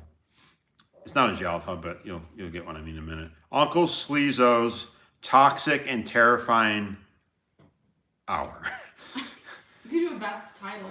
Yeah, category. that's like. That's like a horse's name. Well, no, That you guys know where I'm doesn't going with this. For you Italian fans, it's like, your vice is a locked room and only I have the key, which is my all-time favorite. Have you watched that one yet? No, not yet. Sergio Martino. We're talking about Argento and Deodato. Let's give it up for Martino. My all-time favorite film title. You could go on and on. Forbidden Photos. I mean, you could just get. The long names are my favorite. Yeah. But anyway, not quite Giallo, but Uncle Sleezo's Toxic and Terrifying TV Hour. He did, what's the name of the film? A couple years ago. Oh man, I'm gonna forget it. All right, I need someone to go online, look it up. I can't. All right, What- Anyway. What up? it's fine. I'll remember soon. Flatwoods, Last of the Grads, which have gotten a couple other nominations. Rack, Man in Room 6, and The Barn 2. Again, even within that, a lot of different budgets within this. A lot of different low budgets. All right, guys. The first one of the third period of the show. Best low budget film of 2022. The Horny goes to. His previous film was Freak. Uncle Sleezo's Toxic and Terrifying TV Hour. Woo! Sleazo! Earlier I mentioned about anthologies, and this is actually an anthology film, so it could have been. So there you go. We had a category. This would have been the fifth film there, and it wins Best Low Budget. super fun film, guys. I watched. This is great for anthologies. Always kind of work well in October, which is a big month for our horror fans. But like, it has Shelly. I don't remember if you watched. I know Finchy, you watched it. I don't know if Shelly, if you watched it. It kind of did those in between like faux commercials, kind of like Tim and Yes. Eric style, Yep. which is always really cool. I It- like that. No, breaks it is. up, Because and it's fun kind of and like different. it's kind of like the wraparound story, but you're kind of using the time. Mm-hmm. Wraparound stories almost feel kind of forced because that's just what you kind of do with an anthology, and a lot of times people kind of misfire on that. But the fact throwing in is like, like faux commercials and advertisements, they did a really good job with that. It's like Mandy with the Yeah, the Cheddar Goblin. Cheddar yeah, Goblin. yeah. Like, So anyway, it's cool to if break you're it into up. anthologies, and it just works great for October viewing. Anyway, Toxic. I'm not gonna say it again. It's way too long. But anyway, that you can get the Blu-ray or DVD signed on their website. The name of his distribution label escapes me, but just type in that long title, and you can order the films directly from the filmmaker, which is of course always the way to go, especially with these low-budget films. A couple of these other films let's talk about. Flatwoods. It's like another mockumentary, kind of essentially alien mockumentary. Pretty ambitious for the budget. Last of the Grads, just an old school slasher I talked about earlier. It's gotten some other awards. Carolina Bing, it got best effects. Lots of good, just slays Hope. Nice. Lots of fantastic throat slashes, and there's a good mass killer. Takes place at a high school, cool location, super cool. Talk about this film, really very cool. Again, this is another one you get directly from the director. Just type in Rack. They created their own dialect for this film, which is super cool. It's essentially post-apocalyptic. There's only three or four characters in the film. They're masked with kind of like gas mask type attire, like hazmat suits. There's only four. They filmed it in when you're filming low budget film, use the location to your advantage. Don't be too ambitious. So they kind of use a rural location, post-apocalyptic, but they literally created their own dialect for the film, which is super cool. So there's subtitles. I mean, that's really cool. So super cool low budget post-apocalyptic film. Man in Room 6, on the other hand, very ambitious. Some cool actors within the indie scene whose names are going to escape me. The lead actress actually was nominated a few years back for In Memory of Jackie Kelly. Yeah, I'm not drunk, Daniel. Jackie Kelly was nominated a couple of years ago for Best Actress. Very talented. She actually, I think, dates Eric Stolze, who is a well-known low-budget filmmaker over the years. Deadwood Park, I love him for that. Has a couple other people in there. Debbie Rochon, long-time low-budget actress. She's in that. Really elaborate, convoluted plot. So it's one of those ones, Finchy. I don't know if you ended up watching it. Finchy has done a lot of homework. He tends to cram. He's a procrastinator. He's a perpetual procrastinator. Finchy, you gotta watch these last 40 films in these next In a 3 month. weeks. Yeah. Man. Anyway, so Jonathan Wilhelm said Flatwoods was great. awesome. So cool you saw it. And then Finchy said they remind him of the Tusken Raiders from Star Wars. Absolutely. Yeah. Absolutely. Because I think I said that. because it's like they kind of mess with their voice Mm-hmm. in the film. But anyway, Man in Room 6. Don't watch it late at night if you tend to doze off. It's like a 2-hour film. Plot's very layered. Anyway, and then The Barn 2, low budget Halloween greatness. My girl. Who's your Yeah. girl? Isn't she in that? Linnea Quigley? She did appear in that. was. Yeah. All right, so there you go. But Uncle Sleezo, super. By the way, Uncle Sleezo, who's like the crypt keeper of the show, is an old guy, black makeup, fun, drunk, just like me. When I used to wear black back in the goth doom You days. did wear black makeup. I miss it. Yeah, I would just wear it like Bring out. it back. All right. So the first big one's off the board. Please go. You guys go fucking buy that film. Support. Go on their website. Just fucking buy it. Fucking buy it. Oh man, I can't believe this is next. He always creeps up on us. Finchy knows what I'm talking about. All right. Chars. Charles, everybody. Anything? Anything to report? So we're Daniel just said, what time is late at night? Like 9 p.m. I mean, that depends on your talent level of, you know, if you're one of those guys that's like, you know, struggles, I don't know, post 8 or 9 o'clock. That's Sarah's me. update. Uh-oh. Actually, the last one was very wrong that I said. Oh my god. If this isn't good news, I'm throwing a beer at you. They're 5-4 right now, losing, but there is still 10 minutes left in the third period. Oh my How god. is that that's way 4-4 different in than- overtime? Yeah, that's way different. You than you last- have no. Did she look up the You last have- game? No, because the time that it said on the Sabres app, it goes how much time into the period it was instead of how much time. Where'd was you get left. overtime? It said they scored with 24 seconds, but it was 24 seconds into the third. I want no Now updates from it's you for the 24 rest of the seconds night. left in the third I period. want no updates from you for hockey for the rest of the night. All right. Wait, Jonathan Wilhelm says, now you're hitting me in the feels. Old gullet eyes, peach rings, used to wear black makeup. What? All right. Ex-girlfriend from high Things school. are gonna. Wait, do we date? Did we date the same girl? Dudes asked if you're doing the after party. I was actually gonna ask you guys. What do you guys?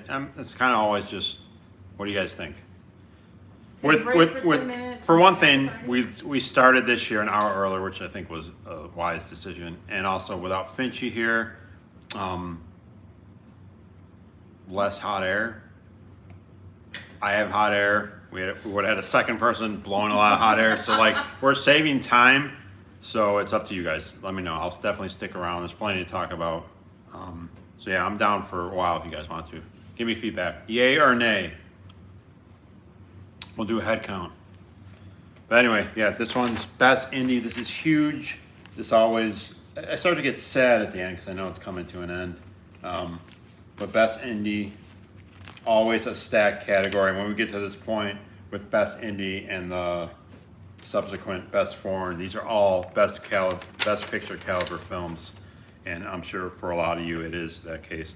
So your nominees for best indie of 2022 is The Righteous, which we've seen plenty of times before. Another one, Scary of 61st, Off Season, Tin Can, Superior, Double Walker, and Resurrection. So all films that have received other individual awards. We'll talk about these films a little more after I do this announcement. Do we want any? I'm gonna put it out there for some guesses, predictions for this big category. Again, The Righteous, Scary of 61st, Off Season, Tin Can, Superior, Double Walker, and Resurrection. I'm gonna. All right. You got one Resurrection, one The Righteous. Well, this proves Daniel wrong, right? He predicted that this was going to be up for Best Picture, so. Not to put it down at all, because Best Indie is big. What? No, just Righteous, Resurrection, Off Season, and another Resurrection. Another Resurrection. So you got 3 for Resurrection, 1 Righteous, 1 Off Season. Okay. Hope watched Off Season recently, correct? I went 2 days ago. Well, we'll get to that after I announce. We'll talk a little bit about them individually after, and then let me know what the vote head count is on the after party. 5 for the after party. Yays. So I say we do it. 5 Okay. yays. The yays. That's enough to. That's enough for an after After watching party. all the Yeah. bullshit House of Representatives stuff recently, I'm kind of triggered. Mickey Keating is my man's, says Moods. Supposed to, I was just about to mention that. I was like, I'll wait till after. All right, guys, this is big. Best indie horror film of 2022. The Horny goes to. Ooh, Yeah. this might be controversial. Oh, I know. Hope. The Scary of 61st. Ah, Hecklers. nobody said that. Jamie wanted Lydia's Fall. Oh, Son of a. if we would have got it to 45 minutes, apparently we would be considered a feature-length film. Elizabeth is happy with your choice, though. Thank you, Elizabeth. All Appreciate right. it. All right, so let's talk about first of all on that one. So that was his directorial debut. Speaking of podcaster, again, I might as well not even Dasha something. Nekrasova? Is that it? I think so. It's perfect call. Smooth. Even with a peach ring on her fucking mouth, she pronounced it better than I did. She I guess I didn't really know this until after, but she has a somewhat successful podcast. I don't remember what it's called. Anyway, this was her directorial debut. It's a definitely creative as far as the premise. It's a kind of like topical about Jeffrey Epstein, where people rent an apartment that happen to be inhabited by him, and then there's kind of all the you know, Trafficking. accusations, human trafficking, and murder, and all that stuff. Anyway, it's definitely kind of an oddball kind of 70s-esque film, shot on film, so it looks amazing. Hence the cinematography nomination. Quirky characters, but Finchy would attest to this. It's all about the look and the vibe and feel of the film. The New York City location, great job shooting the buildings and the architecture plays a part into it. Just kind of like that odd, quirky, and the fact of it being kind of topical lends a creepiness to it. And I love the final act, bloody final act. Just a memorable film, and I loved it even more on the rewatch. I showed Shelley. We have someone raising their hand here. Yes, Hope. Why not Resurrection? There you go. There's why not Resurrection? Let's talk about the perfect segue to talk about these other films. It was not nominated for any other movie category then. It can't be. Yeah. So, So you want to talk about Resurrection? Yeah. Yes, Resurrection, which was nominated for screenplay and actress. Resurrection, definitely one of the best. Similar, I think, Resurrection has feminist themes, but to me, a much better executed final act than Men. I didn't see Men. You haven't seen Men? Oh shit! Wow. All right, well, for those of you that have seen Men, they went with a little more of the over-the-top ending, where I think Resurrection was over the top, but not too over, a little bit more reserved. But awesome practical effects, geared ending. Again, Rebecca Hall dealing with past trauma, and definitely going esoteric with their final act. Double Walker, I've mentioned that before. Super. What's that? Jamie said hashtag canceled. Canceled. Double Walker, we've mentioned it before. Super creative ghost story. I think ghost stories are generally pretty not creative at all within the horror genre. It's kind of like the same thing, redundant over and over. This was super creative, having the lead. Well, I don't want to give you spoilers. I'm sure a lot of people haven't seen that film. Kino Lorber, who didn't get a nomination for Best Label, one of my favorites. They released that, which is cool because they don't usually release new films. Do me a favor, Hope. On that note, I really like the artwork for that film. Can you go into the store, which is close, so you have perks of knowing the owner. You can go in there. Double Walker This should is after hours. should be on the right. Catalog correctly in D. I really like the artwork. I just want to show you guys. Order this film. You've seen it's been all over the awards, including winner of Best Babe. Wait, is it in a Blu-ray? Yeah, so it'll be probably up high. You might have to use my table, which is a stool. You got something, Shelley? If it wasn't for Mia Goth and Pearl, I would have said Rebecca I see Hall it. had best performance. Love the ending also. Where's the Irish stool? Mad Dog. Oh, absolutely. Yeah. Absolutely. Totally agree. Well, I mean, that's what makes the fact that Mia Goth was a shoo-in. It's not. There's never a shoo-in for best. I mean, the last time probably there was a shoo-in for best actress would have been Alex Esso for Starry Eyes. Since then, it's always been just difficult decision. Off season, Moods mentioned. What? You can see Hope back there. Perfectly. Who's in the store? Hope, be careful on the ladder, please. 3 points of contact. Anyway, so here's, in case you're unfamiliar, this is the winner of Hottest Babe. I just love it's her, but it's in painting form. the Walker. Sharpen Hold that. it up. I am holding it up. Alright. So, looks sharp in the black case. Anyway, so pick this up, guys. Kino Lorber released that. Jamie said workers' comp. Yeah, right.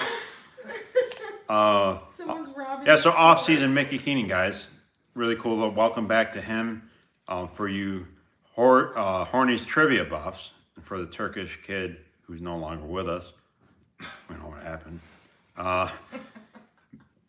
I'm going to throw another question out there. Someone's got to get it. You guys are I'm happy you're here, but you're letting me down on the trivia. All right, let's hear it. What film did Mickey Keating win in the past?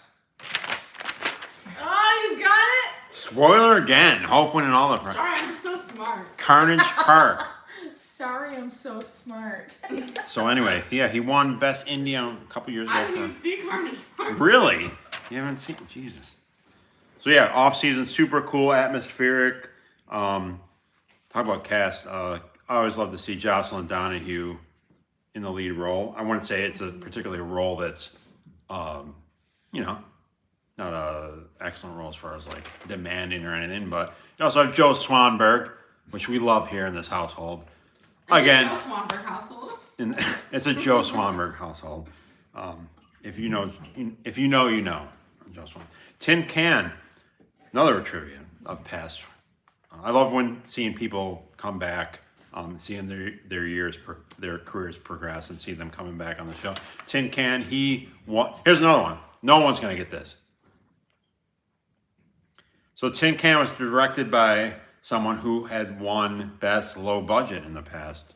If you get the film, see if anyone gets it. Superior, I talked about with Hope and Finchy. Very David Lynch, kind of Twin Peaks. We talked about earlier, it was filmed in this general area where we live of kind of upstate New York, which is a broad term, but literally there are locations in this film that we live within an hour of. No. Farm country. But yeah, so there's super cool, low budget. Oh Wow. my god. All right, people, this is live TV. It wasn't me this time. I had the answer to the question. Hope is stricken Left a little with the bit. desire to It's win. the crescent. It is the Hope's desire to answer these questions, which there are no prizes for. And watch how many Trulies you drink out there. It's the crescent. The Crescent, which Hope almost ruined the show over. Are we okay? We're on alignment? We're good? All right. Live TV. It's your workers' comp was for the camera. The zingers are gonna flow like the old Milwaukee.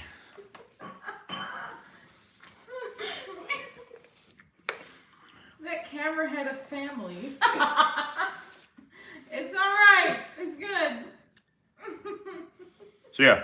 So well, that's already been answered. Production Hope's value is desire. Foods. So I want to throw this out there because I have to. Actually, I wish I could. I'm gonna have to ask someone to grab an edition for me because Hope is clearly unable to be trusted for that. Wait, what do you need? I need someone to go into the store and grab something for me. I 'Cause have no problem going into the store. can you go to? Should I just get it myself? No, I'll get it. It's the shelves all the way in the back wall. Okay. Vinegar syndrome area, right underneath that, so towards the bottom of the shelf is Superior, the edition of Superior, which actually could have definitely been nominated for best artwork. I just I want to make sure that people out there support this film Superior, because especially if you're into that kind of like Twin Peaks-esque David Lynch kind of like small town feel, oddball cinema, which was executed really well. What else am I missing here? Oh, The Righteous. Find it. Can't find it? It's towards the bottom. Anyway. The Righteous. Found it. All right. The Righteous. We're getting to a category where I'll talk about The Righteous a little more, so I'll wait on that. So anyway, yeah, Stud Films, and so this is one of the Vinegar Syndrome sub labels, F25. Okay, so guys, because I know a lot of people haven't seen this film, I'm gonna assume that, make the assumption. Superior, look at that awesome. I could have nominated this for best artwork. So check this out. Even the inside artwork is awesome. You guys seeing that? Okay. Yeah, looks awesome. It's got a shell on it. I think this is kind of a cool quote. I generally kind of find these kind of at times pretentious, but this particular quote is pretty good. Might as well give him a shout out. Steven Sato from Movable Fest, as known as my show is. Spellbinding, the style of Buffalo 66 with the subversion of House of the Devil to create something entirely new. I think that's a good description. But definitely if you're a David Lynch fan, in particular Twin Peaks and that kind of Mulholland Drive, that type of vibe. Super cool, great cast. Twins play the lead 2 parts. Anyway, super cool. Great cast. It was up for ensemble cast. Guys, go pick this up. Awesome edition. Super cool film. Jonathan Wilhelm says, shout out to VS and their sub-labels, great releases. Absolutely. Yep. Amen. And again, for those of you who are new, all these films, well, almost all of them. Most of these are, if you are a physical media collector, these are out there for you to purchase. Okay. Oh boy. All right, the next big one. The next one, thank you. Careful, careful, careful. Yeah, that was borderline catastrophe. It wasn't a catastrophe. No, nothing got ruined, and it was still live. I'm not asking trivia questions again. That brought out something out of you, Hope, that I never even knew was in you. I knew the answer. The passion to win can sometimes She would tear it all down to get the answer. become you. I do not get in her way. If there was an old woman, it was like Dwight pushing an old woman out of the way when the fire alarm goes on. Or throwing the cat into the ceiling or whatever it was. All right, guys. The next big one, Foreign. Are you all with us still? Did anyone go to bed? I don't blame you. I know it's late in parts of the world. Elizabeth asks if our video store has a room with a beaded black curtain. It does not, One of those unfortunately. secret rooms. There's not an adult room. That we need to make that an addition. A little more square footage. Yeah. Like only 100 more square feet. All right, your nominees for Best Foreign. I want to get some, after I list these names, I want to get some predictions from y'all. So, your nominees are, again, these are Best Picture caliber films, and they are probably in many people's lists. The Sadness, another nomination. Midnight. You Are Not My Mother. Feast. A Banquet. Bull and Medusa. All right, and we'll talk about these films individually after this. What category is it again? Best Foreign, people. It's foreign. Again, generally speaking, these films tend to be Best Picture quality films, and films that usually throughout the year at one point were in that Best Picture category, and of course it evolves as the year goes on, and they end up being pushed out. But again, these are always traditional, historically. It's funny, when you do something for 12 years, I can use the term historically, which makes me very proud. All right, I want to give a minute for predictions on this one. Is this the first mention for A Banquet? I think it is. I don't think so. No? I think you're right, and that's unfortunate because it's obviously a great film. I'm pretty sure it is. Someone can go back and review Play it the back. tapes. Play it back. I'll do I it. want to say there was. I'll do it live. I'm Do it live. Fuck it. Fuck it. I'll do it live. Daniel Lavington said, I love David Lynch and weird movies alike. You should see some of my Eraserhead sculptures.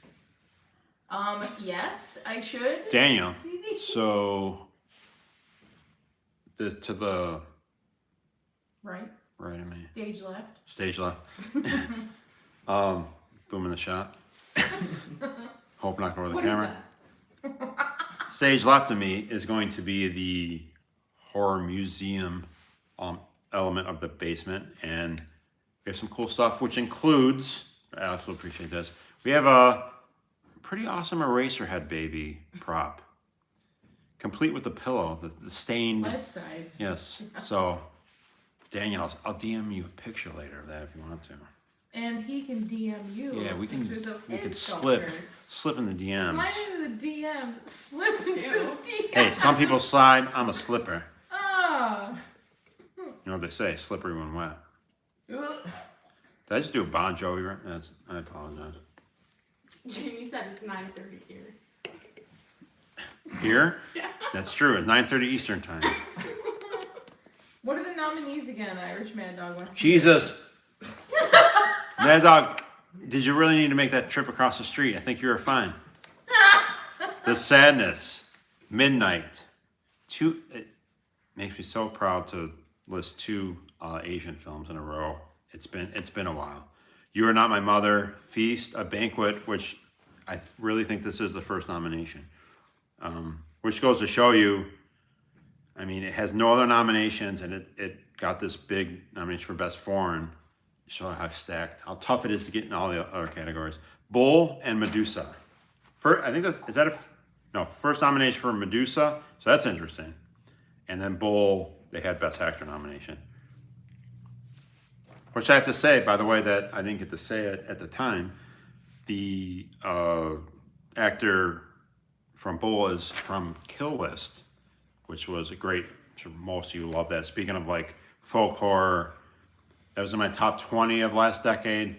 Great performance in there. Actually kind of a similar character in this one, I'll say.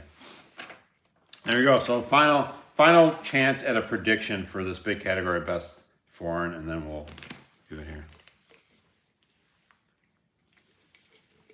All right, last chance. Going once, going twice.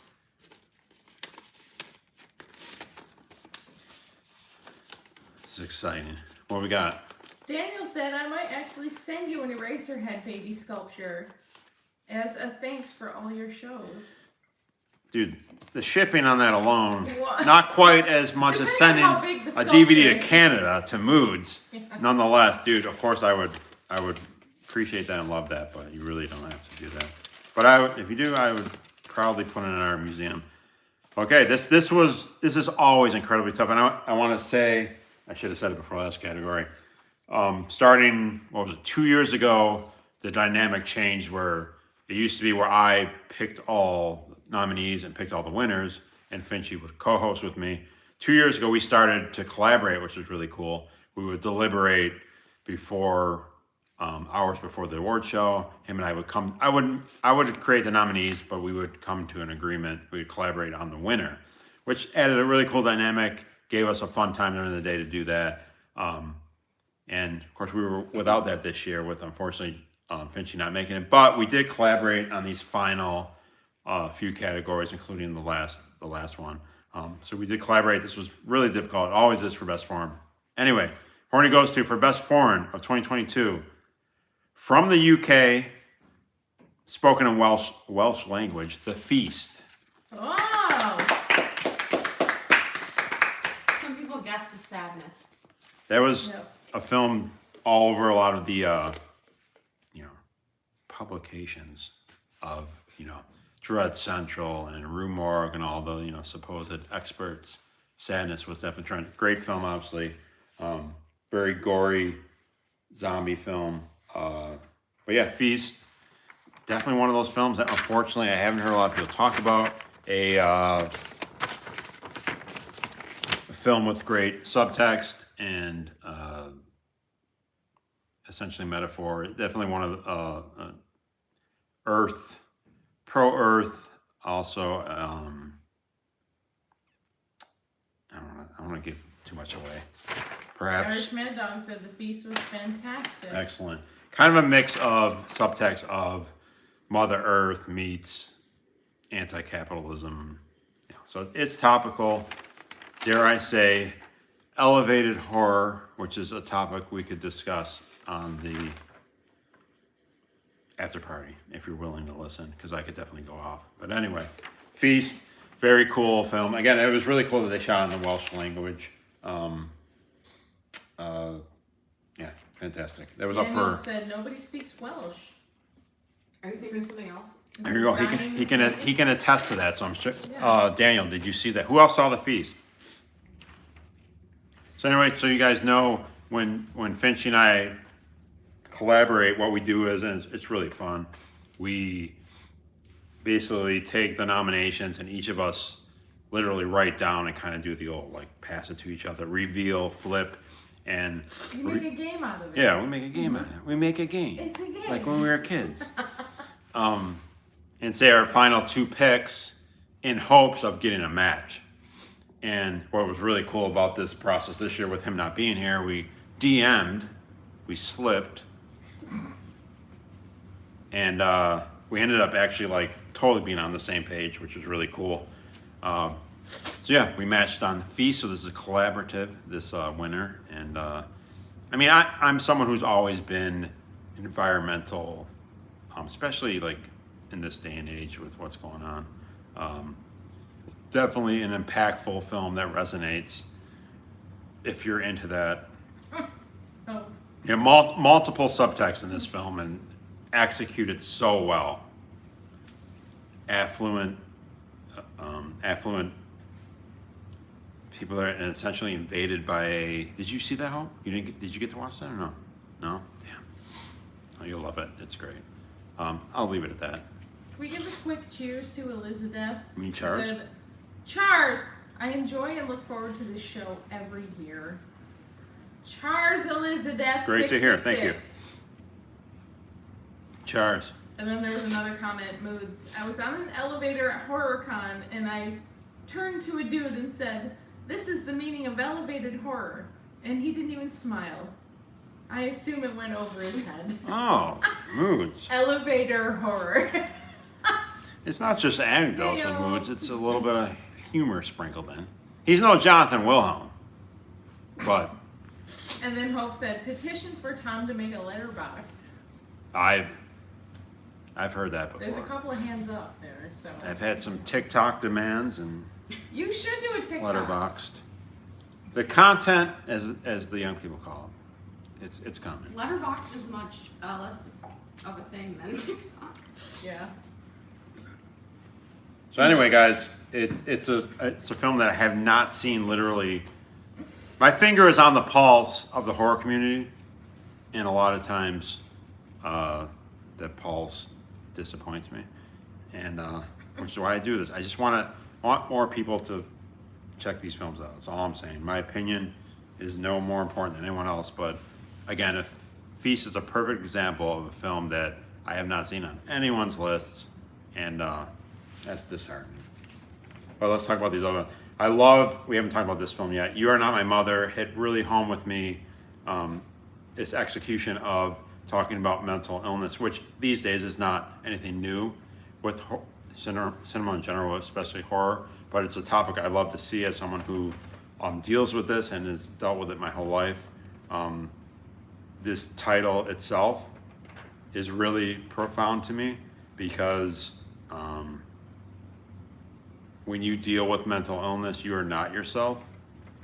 And so the title alone is really has a lot of profundity to me. So this film meant a lot. That the performances were amazing. A young actress and her mother, who are in majority of the film. So this one really hit home with me. Incredibly well written and acted, and something that unless you've gone through it, you can't truly appreciate what this film was trying to say, and it meant a lot.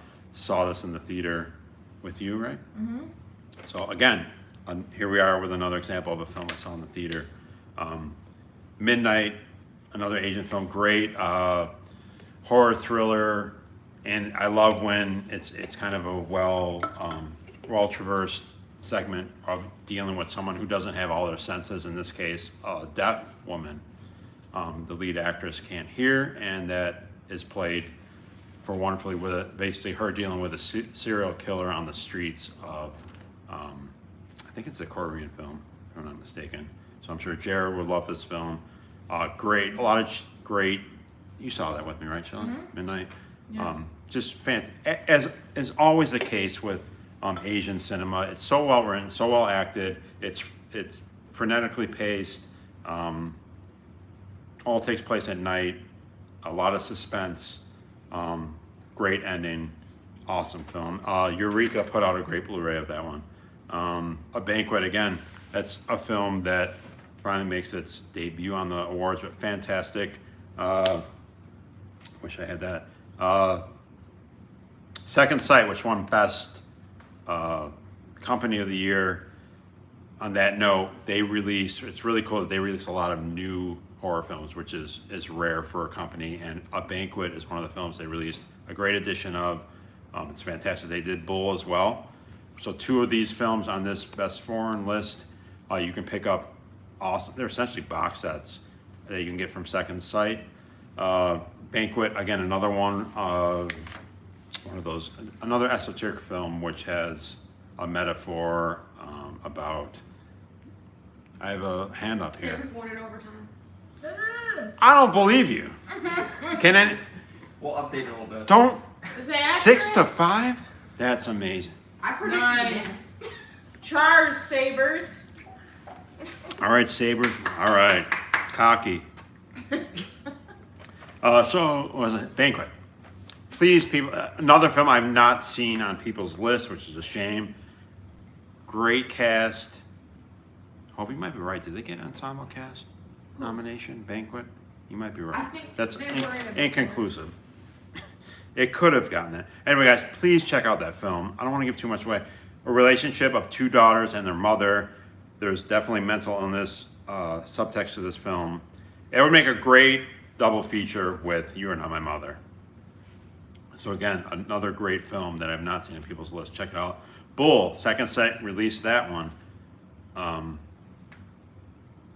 don't want to give too much away on this, but I will say, starring the actor from Kill List, there's a lot of parallels to Kill List as far as its narrative switch in the final act will remind you a lot of Kill List. If you've seen the film, you know what I mean. If you haven't, please go check that out. Daniel, I'll be curious, with it being a UK film, if you've seen that. Haven't seen many people. Shelley, you watched that with me, Bull. I love the final act. And then Medusa, one of my late watches of the year. Again, another feminist topical film. It's a topic we could delve into on the after party if you are willing. This is a Brazilian film, I believe, and they deal with, this is very topical, on fascism and the Christian right, theocracy, executed perfectly. So hits very close to home, more so if I lived in Brazil. But it hits home as someone who grew up with in the constraints of Christianity. Very effective film, super cool.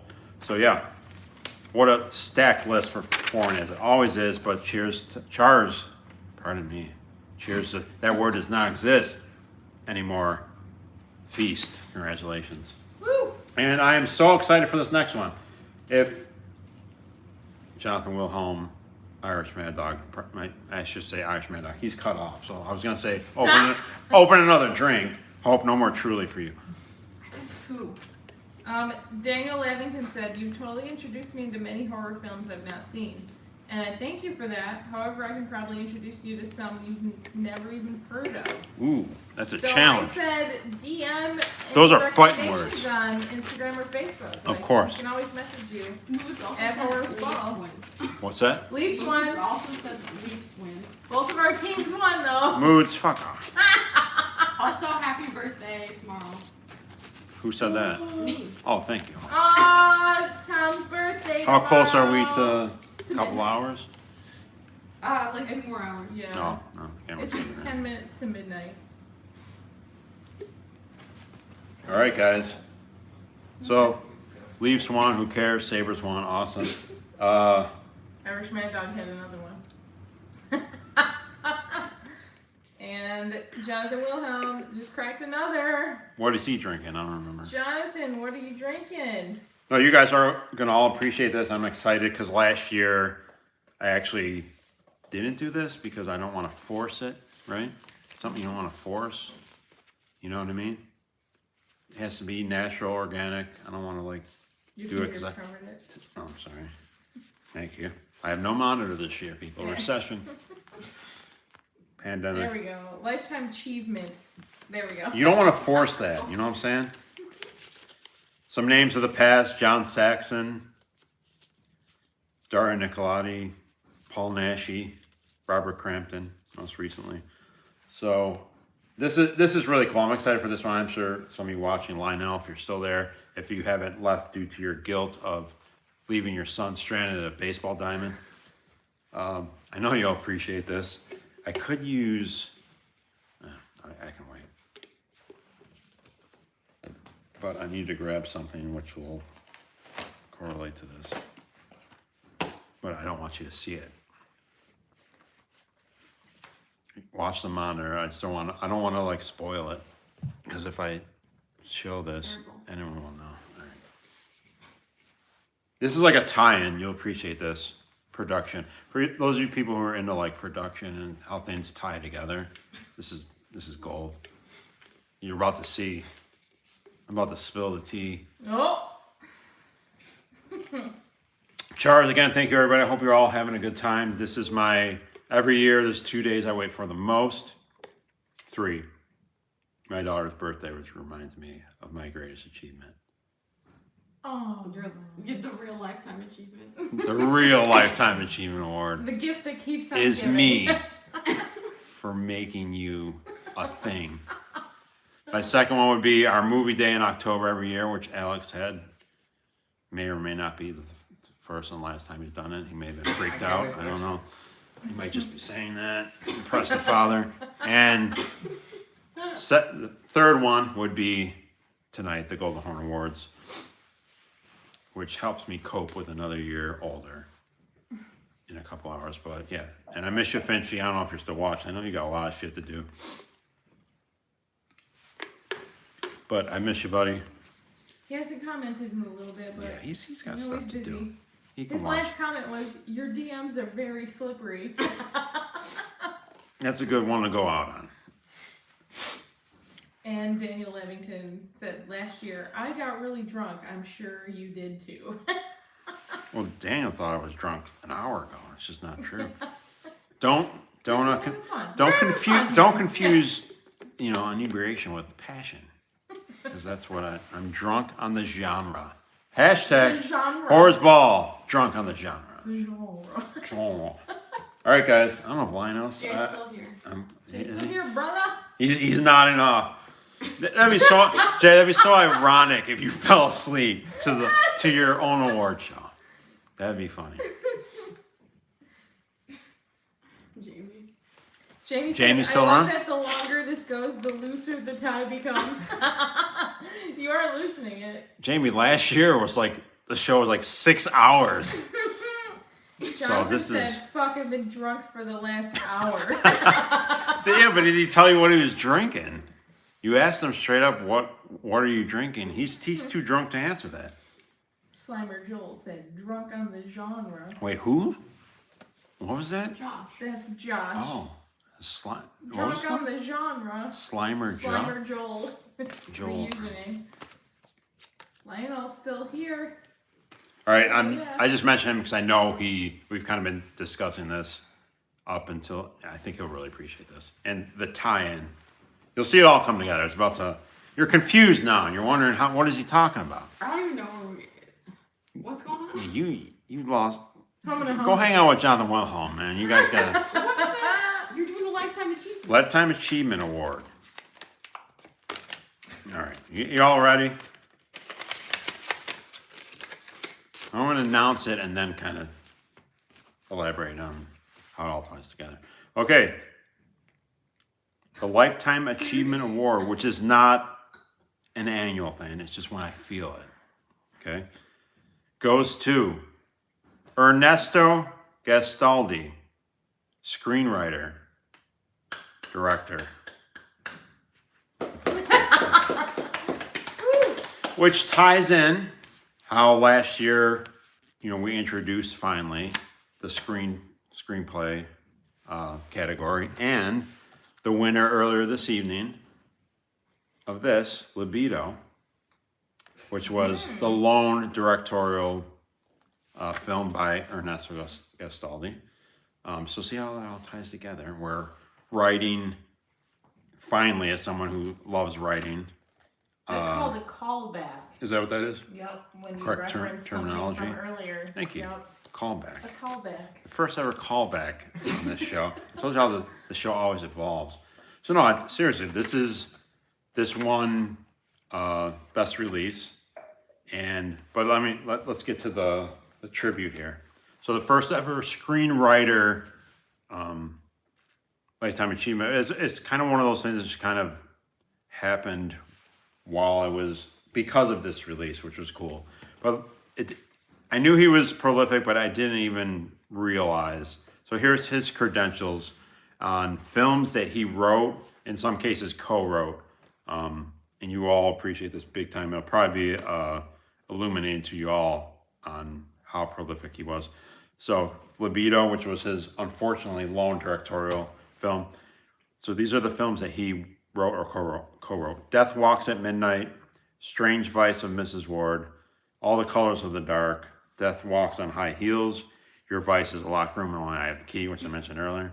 Forbidden Photos, there's so much. Torso, Case of the Scorpion's Tail, Case of the Bloody Iris, The Vampire and the Ballerina, Turning the Card Over.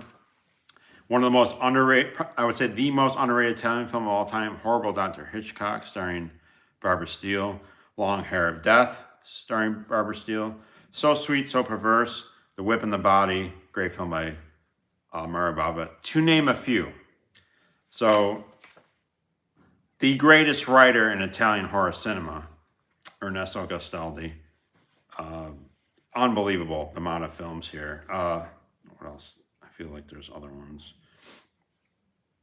Anyway, so look him up. There's even more for all you watching who love Italian cinema. This is just in a ridiculous list of films, which I didn't even realize there was this many films that he wrote or co-wrote.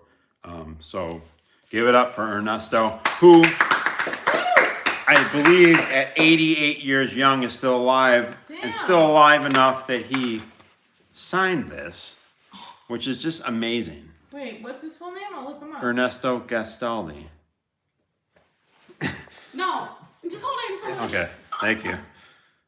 Look at that. I mean, how cool is that? Like, so I have the autograph of Yeah, a Lifetime so nice. Achievement Award winner, and again, part of the reason this won Best Release. Thank you, Seven, for this such a niche release. I mean, what made this so cool is I learned this literally getting ready for this award show, that he is the greatest Italian writer of all time. That's so cool. It's something I knew he was great, but I just never realized. So that's just a cool, like, what we got here. 88 years old. 88 years young. Still God bless him. kicking. And I definitely will, this will be framed. We'll have an Italian section of our museum, and this will definitely be framed. So I hope you all can appreciate that. I know you Italian fans will, and like that list was incredible. Oh, It was yeah. It was even for me. I didn't realize how prolific he was. But Charles Ernesto, we're getting in the chat. Santa Marina, the greatest screenwriter. I mean, not just Italian. I mean, just I think in horror in general. I mean, come on, who else can really? Irish Mad Dog said, "Damn, I never even considered the scope of his work." Exactly. That's I it. love every film you just mentioned. Yeah, these are big time films. And just the directors that he worked with naming these films. You're talking Sergio Martino, Mario Bava, Antonio Margheriti, among others. There's just so many I can't even. Mill of the Stone Women is a great horror film too. There you said go. Daniel. Yeah. Renato Pacelli. I mean, there's just it's ridiculous. Yeah. Luciano Crowley. So Ernesto again, and then this ties in wonderfully with this release, and to have his autograph. That's really cool. So there you go. Mood said the wife says Charles. Charles, Hey, Aaron. Aaron. Aaron. Hey, girl. You guys, that's it. 2 left. Wife. 2 more left. The final 2 people. Get the kids up. It's not a school night. I do this on Saturday for the kids. You know, the actual Academy Awards I do on Sunday night. I don't give a shit about. I don't give a shit about the kids. I care about the kids. All right, guys. Best director, and then the big one, the Santa Claus. Macy's Thanksgiving Day Parade. It's like the best picture coming down the Fifth Avenue, where the fuck it is. You and your horror movies got a Mountain Dew right now. Who's that? I think it's Maddie. Moods called him out. Maddie, grab a drink. He said, Oh. I got a Mountain Dew right now. I don't know who Maddie is, but Charles, man. It's you and your horror movies. All right. Mountain Dew. Day, Mountain Dew. I got I don't know. It's a great TikTok. 3 liter of Had to Mountain. drink a 2 liter A of Mountain Mountain Dew. Dude, no shame in that. I don't care what you're drinking. Hold it up. Hell yeah. As long as it's cold. All right, best director, everybody. Your nominees are always, of course, a stat category. Some people in the past that we've had winners in the past. We've had several female directors win, which is great. Sion Sono. So many over the years. Your nominees are, here we go, Alexandre Bastillo, Julian Mari. 6 for 6 in the genre. Anyone want to name all 6? Nope. I bet you Hope could. Bet you could. No. Phil Tippett. We talked about him. Mad God. Mark O'Brien. Common Man is back for the righteous. Brother. Ty West. X and Pearl. Is that the first time? 2 in 1 year? It is. Goran Stolevsky. You Won't Be Alone. Dasha Nekrasova. Not bad for 2 beers. Scary 61st. Here we go. Oh, this is the one. Luca Guada. Spell it. Guadagnino. Is it Nina? Nino? I don't know what national. Guadagnino. He's Italian, isn't he? Guadagnino. Luca Guada. But there's Nino? a G in there. Guadagnino. But the G is Guadagnino. before the N. Yeah, And silent. so the G is silent. Luca Guadagnino, bones and all. Hopefully that's not offensive because we have Italian in us. Not much. Yeah, a little bit. I have a very good amount of me. He's got more Italian than I got like 50%. No, you don't. Well, according to your, I did my ancestry and I'm 6% Italian. my mother's maiden name was Ponzi. That's So that's different. I thought it was Polish. no. Ponzi isn't Polish. All right, getting a little too personal here. Love your mom.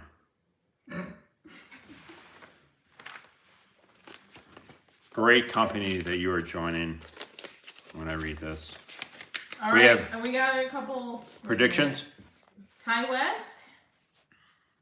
Fingers crossed for Phil. Ooh. John Adams.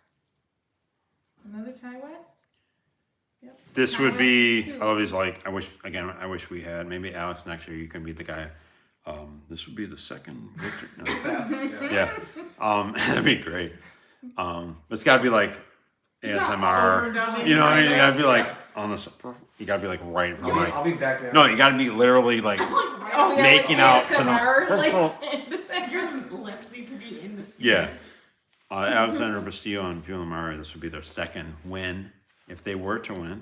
So we could have a second. got another X. The rest are, Ty West hasn't been nominated before because generally majority of his films happened pre-Hornies except for, anyway, The Innkeepers and Saccharine, but nonetheless. All right, here we are. Horny goes through for Best Director. Ty West. How can I not? Action Pearl, come on. Hell yeah! Yeah, I can't understand to have 2 films in 1 year. I mean, I have to say Alexander Bastillo and Julian Mari also with Candisha and Deep House. If you were to IMDb those films, we know how it is. The production dates never match. I mean, you make a film, it's in IMDb, it could get released 3 years later. I tend to go with kind of 2 years as the max as far as, production year. But anyway, so you had Candice in the Deep House with those legends, but Ty West, you came at X and Pearl, incredible. And of course, we have a third film coming. Trailer looks great. Just remarkable. How could you not? But it's gratifying too because House of the Devil was such an amazing film. It's one of my all-time favorites, or at least one of my all-time favorite modern films. And I would always say he'll never top that. And it's probably to this day still my favorite of Ty West, but these two films are definitely equal, if not greater, as far as just quality of film. So Charles of Ty West, a long time devotee to horror. He did Stray one time, and he did a Western. I believe John Travolta was in it. What? And am I wrong? I'm not. I'm looking it up. I might be wrong, but it's probably because he's stuck in my psyche right now. Ethan Hawke. I could be way off on that. I know for a fact John Travolta was in it, but Ethan Hawke may have been in it too, which would be another tie-in. Oh my God. What is? Ethan Hawke and John Come on. Travolta. So I was right. What's that called, Alex? What's the terminology? The tie-in. What's that Oh, called? callback? Callback. Another callback. We talked about Ethan Hawke earlier. You want to hear this, Shelley? Yeah, You want to hear a nice callback? let's hear a call back. Hey, Rudy, everybody. One of our 6 cats. He tends to. He pisses everywhere. He was probably passing upstairs because we're down here. Another callback. So I mentioned Ty West wins Best Director, first time in his career. Congratulations. Can we get another clap for Ty West, please? And Ethan Hawke. And Ethan Hawke. Well, And Ethan Hawke, I think let's go. anyway, And Rudy. here's the callback. So I said, he's been a devotee to the genre, but he did Stray.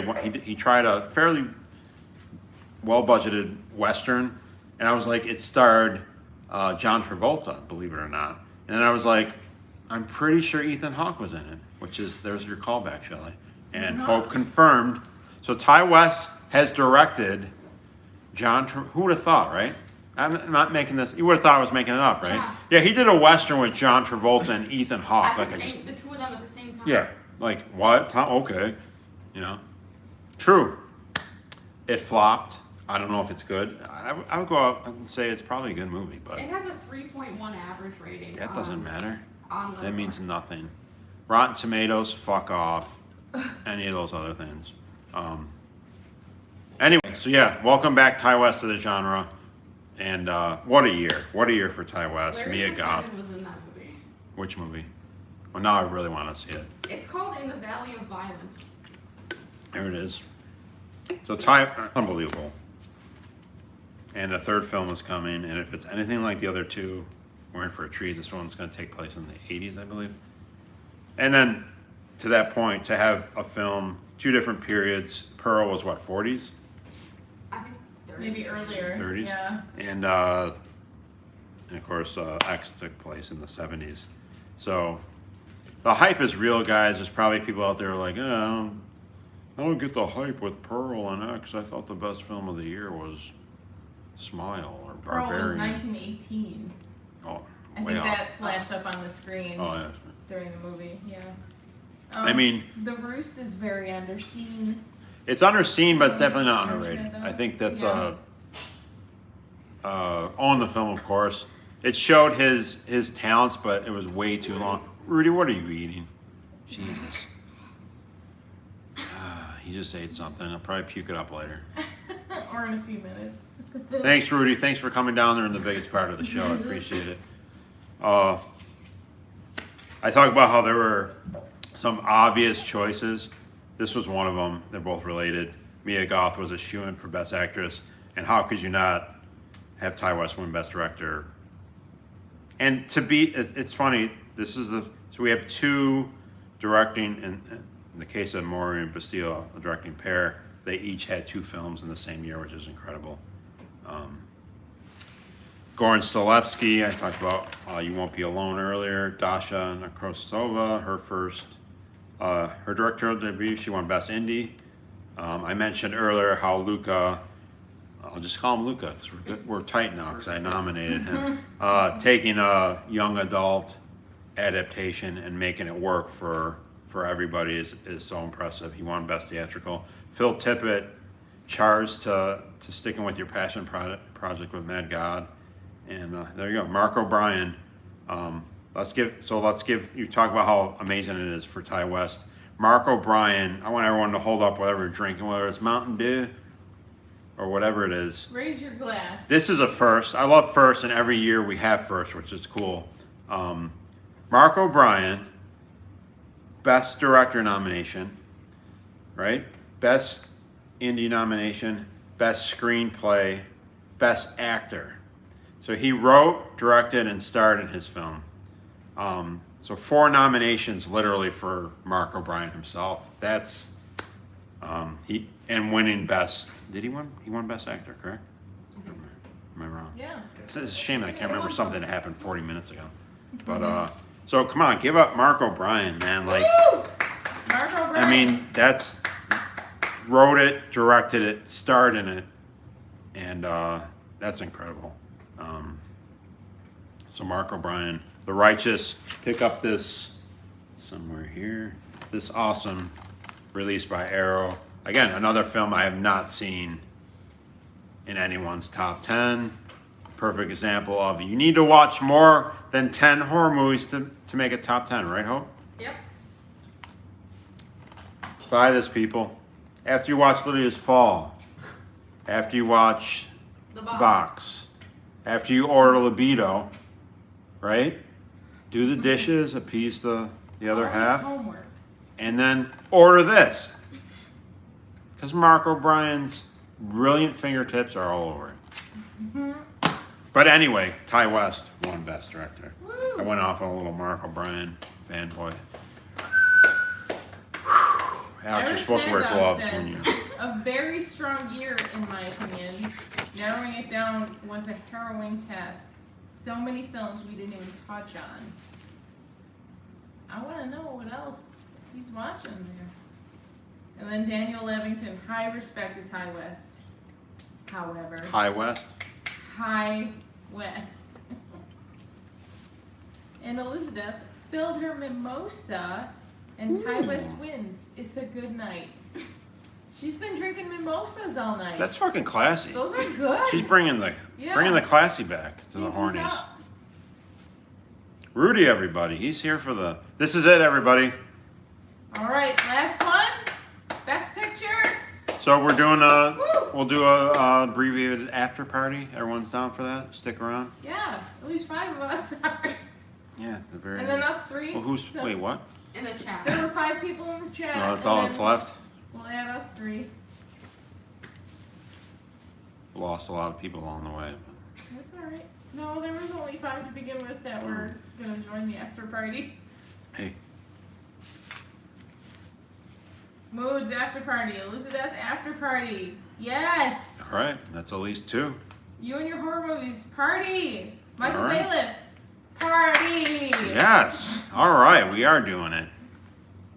Slimer Joel. Woo. Finchy. Yay. Let's go. Jonathan Wilhelm after party. Okay, so more Rudy's than making 5. He's making it shake. Rudy's making the camera shake. Maybe that's you. So there's 7. He just got shot by a 7 gun for in the the after evening. party. Alex Joker Madison. NYC. Yeah. This may be the biggest after party we've ever had. 8 people. I'm questioning that Jay just woke up. He did the. You guys ever see this by someone you No, were? he's a busy man. Yeah. He's a busy Rudy's man. gum. You ever have your cat gum rub on your tripod? Jesus, Rudy, it's the last fucking. All right, guys. Now All right, I have to last say I one. had to write this down because how can you blame? I did write it down ahead of time, but I did do it on my own. Before I would freestyle the previous winners of Best Picture. You might want to grab the rope. Hope you want to grab the rope. Off camera. We're about to raise the banner. Richard, I wish you were here, who gave us the moniker of the Hallowed Halls of Horrors Ball. You guys can't see it because of the camera. All the lighting. All the stuff's going on. There is luckily high enough ceilings that we do have 11 other banners of previous Best Picture winners. and Hope is going to grab the I rope. wish you guys could see it. Put the gloves on. That rope's a little rough on the hands. I still have calluses. Raising the banner to join the Held Halls of Horse Ball. Say that fast. Daniel, I'm not drunk because I wouldn't have been able to say that. To join. So in years past, I would kind of just spitball these out in correct sequence. But now that we're up to 11 previous winners, I had to write this down. But again, I did get these right. So who will join? Way back in 2011. Hobo with a Shotgun, Livid, Antiviral, Pieces of Talent, Starry Eyes, The Witch, The Monster, Housewife, The Lighthouse, Amulet, and last year, Satyr. Who's going to join as we put them up in the rafters of our lovely new home? Your nominees for Best Picture of 2022. I want predictions. Terrifier 2. You Won't Be Alone. These have all been many other nominations over the night. X, Pearl, The Deep House, and I think there's a second nomination, The Innocents. All right, let's give it a minute. Let that for soak in. predictions. Let that marinade. Hope says You Won't Be Alone or Pearl. I'm in the chat, yes. Michael Bailiff says it's gotta be Pearl. And the predictions. I'm gonna When wait. your horror movie says Pearl or X.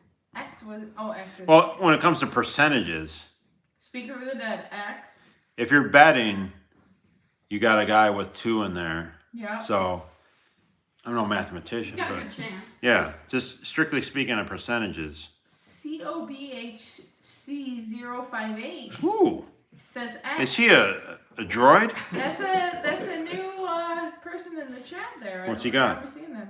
Hey. X. All right, Jonathan so Wilhelm, Terrifier 2. Ooh. Slimer Joel X. Irish Mad Dog Pearl. Michael Christopher Pearl.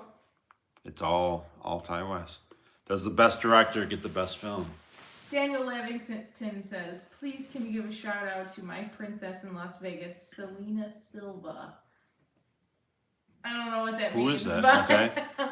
Is girlfriend or that wife girlfriend, or- lady friend, Yeah, lady friend maybe. Favorite porn Selena star? Silva. Hey now. Serena Silva, Charles, Selena. Selena Silva, Charles, Vegas, baby.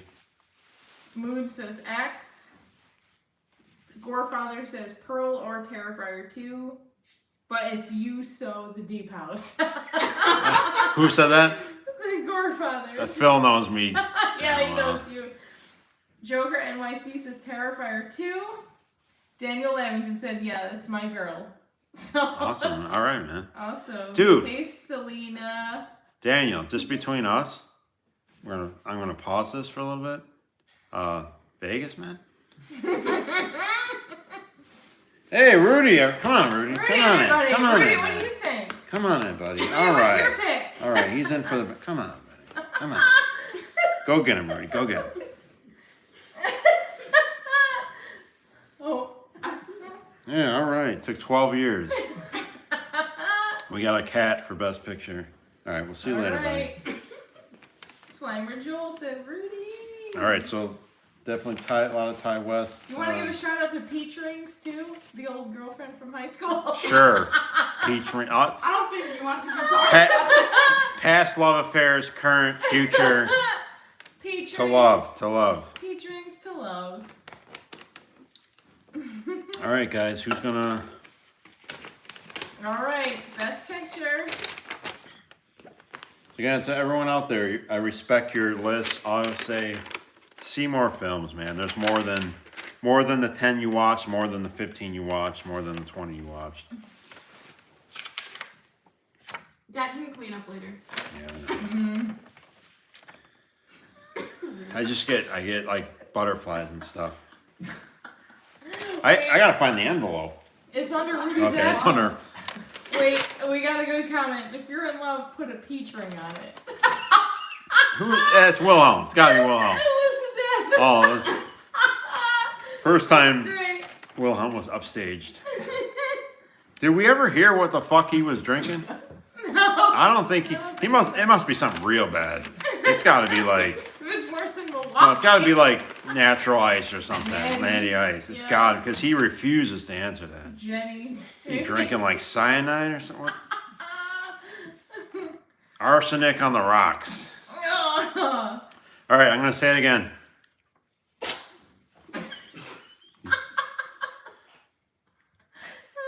These 6 films: Terrifier 2, You Won't Be Alone, X, Pearl, The Deep House, The Innocents. This could be the second best picture. Here's some trivia. This could be the second win for a director. Robert Eggers won for The Witch and Lighthouse. Can Julian Maury and Alexandre Bastille win for the second time? They won for Livid. Back in the second Hornies, way back in 2012. Can't believe I'm still doing this. I'm either an idiot or a genius or somewhere in between. And the Horny goes to. Oh, we need a drum roll. Horny goes to. Finchy knows we collaborated. Horny goes to for best horror film of 2022. You Won't Be Alone. By Goran Stolevsky, Macedonian. That was one of my guesses. That Yeah, was Hope- intense. Hope was the only one that threw that in her guess. So I guess I would consider this a shocker, right? No one. Nobody guessed This would it. be a horny shocker. Probably. Maybe the old Milwaukee. There you go, everybody. I don't know where that is. It's actually upstairs because I was gonna show Alex tomorrow if you're down. So let's talk about this film. Saw in the theater, which was amazing, back in April. So again, for keeping track on home, how many times have I said that tonight? We had 6 in the category Best Theatrical and probably another 6 through our other words. So unofficially, I saw 12 amazing horror films this year in the theater, which is, I mean, let's get that up. Come on, that's amazing. And this isn't like a convention or some, a lot of these publications, sites, yeah, they'll do a top 10. They'll be like, yeah, I saw it. I got a private screening of it, and they put it in their top 10. Like, okay. So we live in we don't live in a big metropolitan city or anything. So we were able to see a lot of these films that are very accessible to a lot of people. And seeing that in the theater, it was nominated for Best Score, Best Effects. Let's get to the effects real quickly. There's you could call it a folk horror film, feminist-driven, identity-driven. There's a witch in the film, which is all latex makeup, not only her face, but her whole body, which it actually reminds me of Freddy Krueger as a witch, which is really cool. There's some gore in the film, all of which is practical effects, some heart ripping out. So you're talking about effects, score, cinematography, Macedonian language. This was his directorial debut. And I have to say, for a very feminist-driven film, the fact that it's a male director is all the more impressive. I'm going to guess that he grew up with sisters, maybe a single mother, maybe a girlfriend in Vegas, a peach ring, perhaps. With what But going else? back to this one best screenplay, and again, as someone who loves poetry and philosophy, this film is literally a horror poem. And the cool thing is there's dialogue mixed in with a narration, like an overdub narration. So you kind of have that balance of like a poetic narration with the minimal dialogue. You have all the performances are great, but each person is in it because essentially the lead role kind of, which is another unique aspect of the film, it kind of hands off. It's kind of a shape-shifting film, even with one of the characters being a dog at one point. So it kind of passes along, so no one actor kind of gets all the... It also has Nomi Rapace. I'm saying her name right. Mhm. She was in Prometheus. Lamb from was that last year? Yeah. So Yeah. she's always a great genre actress, beautiful actress. She's in it for part of it. Again, it doesn't have a lead actor. So all the performances are fantastic. Definitely on using kind of folk horror witch aesthetic with a parable and analogy and metaphor of identity, in particular, being a female and viewing it from multiple different lenses, including a male lens. So it's very very profound and deep in that way, and it's the epitome of a great rewatch. And I've said before earlier tonight that was my favorite part of the year and the journey of the year is the rewatches, because again, like listening to an album again, you hear things you see things you didn't see initially, and this is the epitome of that. Where you're like reading a poem, you're going to interpret things and take things out of it that become more impactful the more you experience it. So please. I've seen this film on a couple top lists over the years, but not as many as there should be. And based on the predictions, I think a lot of people haven't seen this, or maybe you didn't like it. Maybe you thought it was dog shit. Doesn't matter. The fact that you watched it is cool enough. But folk horror, metaphor, lyrical, poetic. I really with some really cool practical effects, including a witch character. I think we all have witches who looks amazing. Just an amazing film that on a rewatch, it literally blew me away, which would have been a couple weeks ago. I rewatched it, and that solidified it as Best Picture winner. I believe you watched. Did you watch it with me again the second time? Yeah. So I just wanted to read the chat a little yeah, bit. let's do it. Irish Mad Dog said most visually stunning film as well. Yeah, I agree. Finchy said, what an amazing experience to see this in the theater as well. Incredibly written, shot, acted, and poetically beautiful. Thank you, Finchy. Irish Mad Dog watched this in 1 hour long sections. It's long as hell, but kept me coming back. A masterclass of storytelling in every way. Amazing pick for best film. Yep. And then Finchy said, the most moving film I've seen this year. Hell yeah. Absolutely. On that great point, like watching it again, I had forgotten how great the score was. There's this particular piano track, which Finchy, as a great, whether you think so or not, as a great musician, it kind of reminded me of, it's kind of like a old school classical piece, but it repeats itself throughout the film. Mm-hmm. And I forgot how great that was. But yeah, it was a film that just like literally blew me away the second time, and just how poetically strong it was. And again, I think it would hit more with a female. But again, the fact that it was a male director is really impressive, because I would have guessed after watching it that it would have been a female director. Yeah, just amazing film. And the cool thing about it is too, with how much subtext there was, the horror elements were strong. The gore, and then kind of using the witch tropes. There actually is a part where they show the witch burning, like the old school, So they did a great job of balancing what they were trying to say with being satisfied as just kind of an old school horror fan. So amazing. And for the record, I always say this too, my second choice, it was between that and Pearl, for the record. That was the final two for me.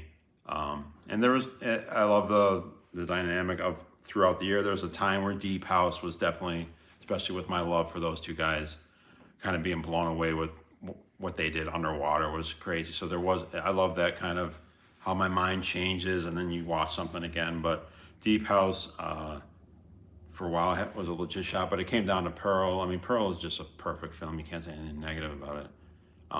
But the rewatch for You Won't Be Alone solidified it. And unfortunately, that film does not have a physical release, which is crazy and really disappointing. I bought a bootleg, so I have for the record, if you if you're like me and impatient and you want, or you haven't seen the film yet, you can stream it, but there is a good bootleg on eBay. Just type it in. Looks great, sounds great, has full artwork, has a menu screen, everything. So if you are like me and you can't wait any longer, hopefully that gets a great release this coming year. You can just look it up on eBay and you'll see it. It's a great bootleg. Sounds great. We watched it on surround sound a couple weeks ago. It was amazing. So Who says show the bootleg? it's actually upstairs. You want to go grab it? Where? It's right by the TV because I left it up there because we're gonna watch it tomorrow. Moods, we're getting it.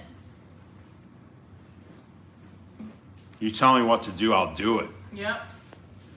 Daniel Levington said, it's a beautiful film. Totally love all horror films. So any winner at the end is always respected in my opinion. So it's like they love all horror, but I know. if it's gonna make it to the end. I know Daniel's a big It's great. folk horror fan. Mhm. But yeah, I think Finchy might have said it's a beautiful horror film. And I love the fact that there's a lot of people who don't think that those two words can go together, and this film proves that. For those narrow-minded, You and your horror movie said, yeah, whip it out. ... The bootleg.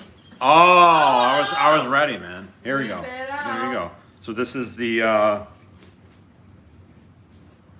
not so much in this picture, but Nomi Rapace, they used her for the artwork. There it is. So I put it in the black case. You guys know I love my black cases. It's sharp here. She's on the back too. But yeah, so you have legit artwork. And then here's the disc. It is, as you can see, a burned disc, but it has a menu, so it doesn't just start when you play it. Subtitles are fine. Sounds absolutely fantastic. We have surround sound.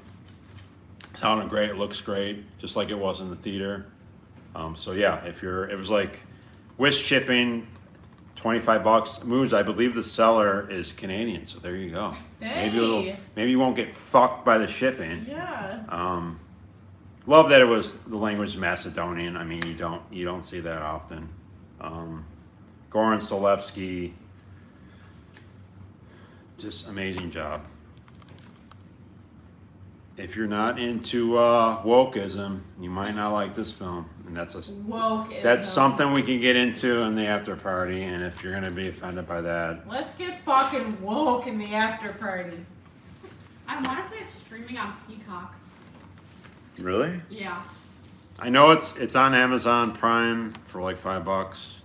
Because I was actually, guys, it sucks. I saw this in the theater in April, and even after seeing it, I'm like, well, there's some films that just they're in there for Best Picture, but I need to rewatch the films that I know are going to be up there, and unfortunately I kept waiting for a physical release. Didn't happen, so I was ready to watch on Amazon, and then I was like, I found this on eBay. So anyway, if you're like me and you don't want to wait, and I will be a horror, and when this does finally get a physical release, I will of course get it. All right, guys, that's it. Actually, it's not it. So let's talk about these other films. Terrifier 2, deservedly so on so many lists. I mean, talk about a progression from the part one. Part one, I call it a fun, gory first film, but boy, did he take it to the next level on this next one. Good, fun characters. Of course, amazing gore. I love the surreal elements, the locations. A carnival is great. Take place on Halloween, so if you love Halloween like us. We talked about Accent Pearl enough. Deep House, and then Innocence, which I haven't talked about. Great young cast. It was up for best ensemble cast. I love seeing young actors.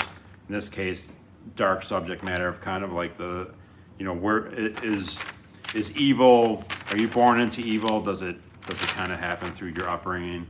Kind of takes on an approach of almost like a superhero approach, but I think the main thing of it is just how the youth and evil, good versus evil, and kind of the gray area of that. Great performances. Yeah, no, Rudy. Some dark scenes. What is that film? Was that Norwegian? I believe it's a Norwegian film. I've seen that on some lists, but I just absolutely loved it on first and second watch. Loved the ending.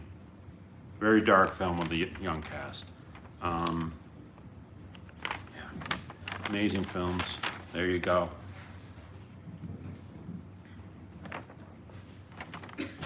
There it is. Screenshot. I love it. Screenshot it. I love it. These are the 6 best, people. Challenge you. Challenge me. I don't care. I don't care about your Nope, your Barbarian. Well, I do. I mean, it's your opinion. Mine's not any better, but I'll take this against anyone else's top 6. Let's fight. All right, guys. Thank you so much for sticking around. For all of you, hopefully many of you later who watch this on the replay, whether it be 3 days from now or 14 months from now under my live section. Yep. Thanks for watching the Hornies 12th year, guys. Oh, did you raise it up? Did you raise it? You're up. All right, guys, you can't see. Maybe one day we'll have multiple cameras, but the banner is up there for You Won't Be Alone, right next to Seder now. And what it'll be next year, we'll see. On the 13th, Golden Horn Awards. Finchy will be back. So we take a 15-minute break or 20? A couple minutes, man. Couple 15. minutes? People got stuff to 5? do. We'll take 5. Take 5. Take a few minutes, whatever you got to All do. right, take But 5 and come back. yeah, anyone who wants to join me back, and I don't know if there's any in your notes. Ruggero Deodato, Ernesto Gastaldi, Dario Argento, obviously has turned into a very Italian theme tonight. Welcome back to Asian horror. Missing, The Sadness, Midnight. I've seen Sadness get a lot of pub, deservedly so. Check out those other 2 films, Missing and Midnight. Both have physical releases. Theatrical horror is so proud to say that's just thriving at ridiculous levels. And Mark O'Brien, huh? You can do it all. We'll see you soon. Thank you so much, guys. Chars, 12 years. Very proud. Thank you so much for watching. And whoever wants to come back for the after party, we'll see you. See you soon. Chars, everybody.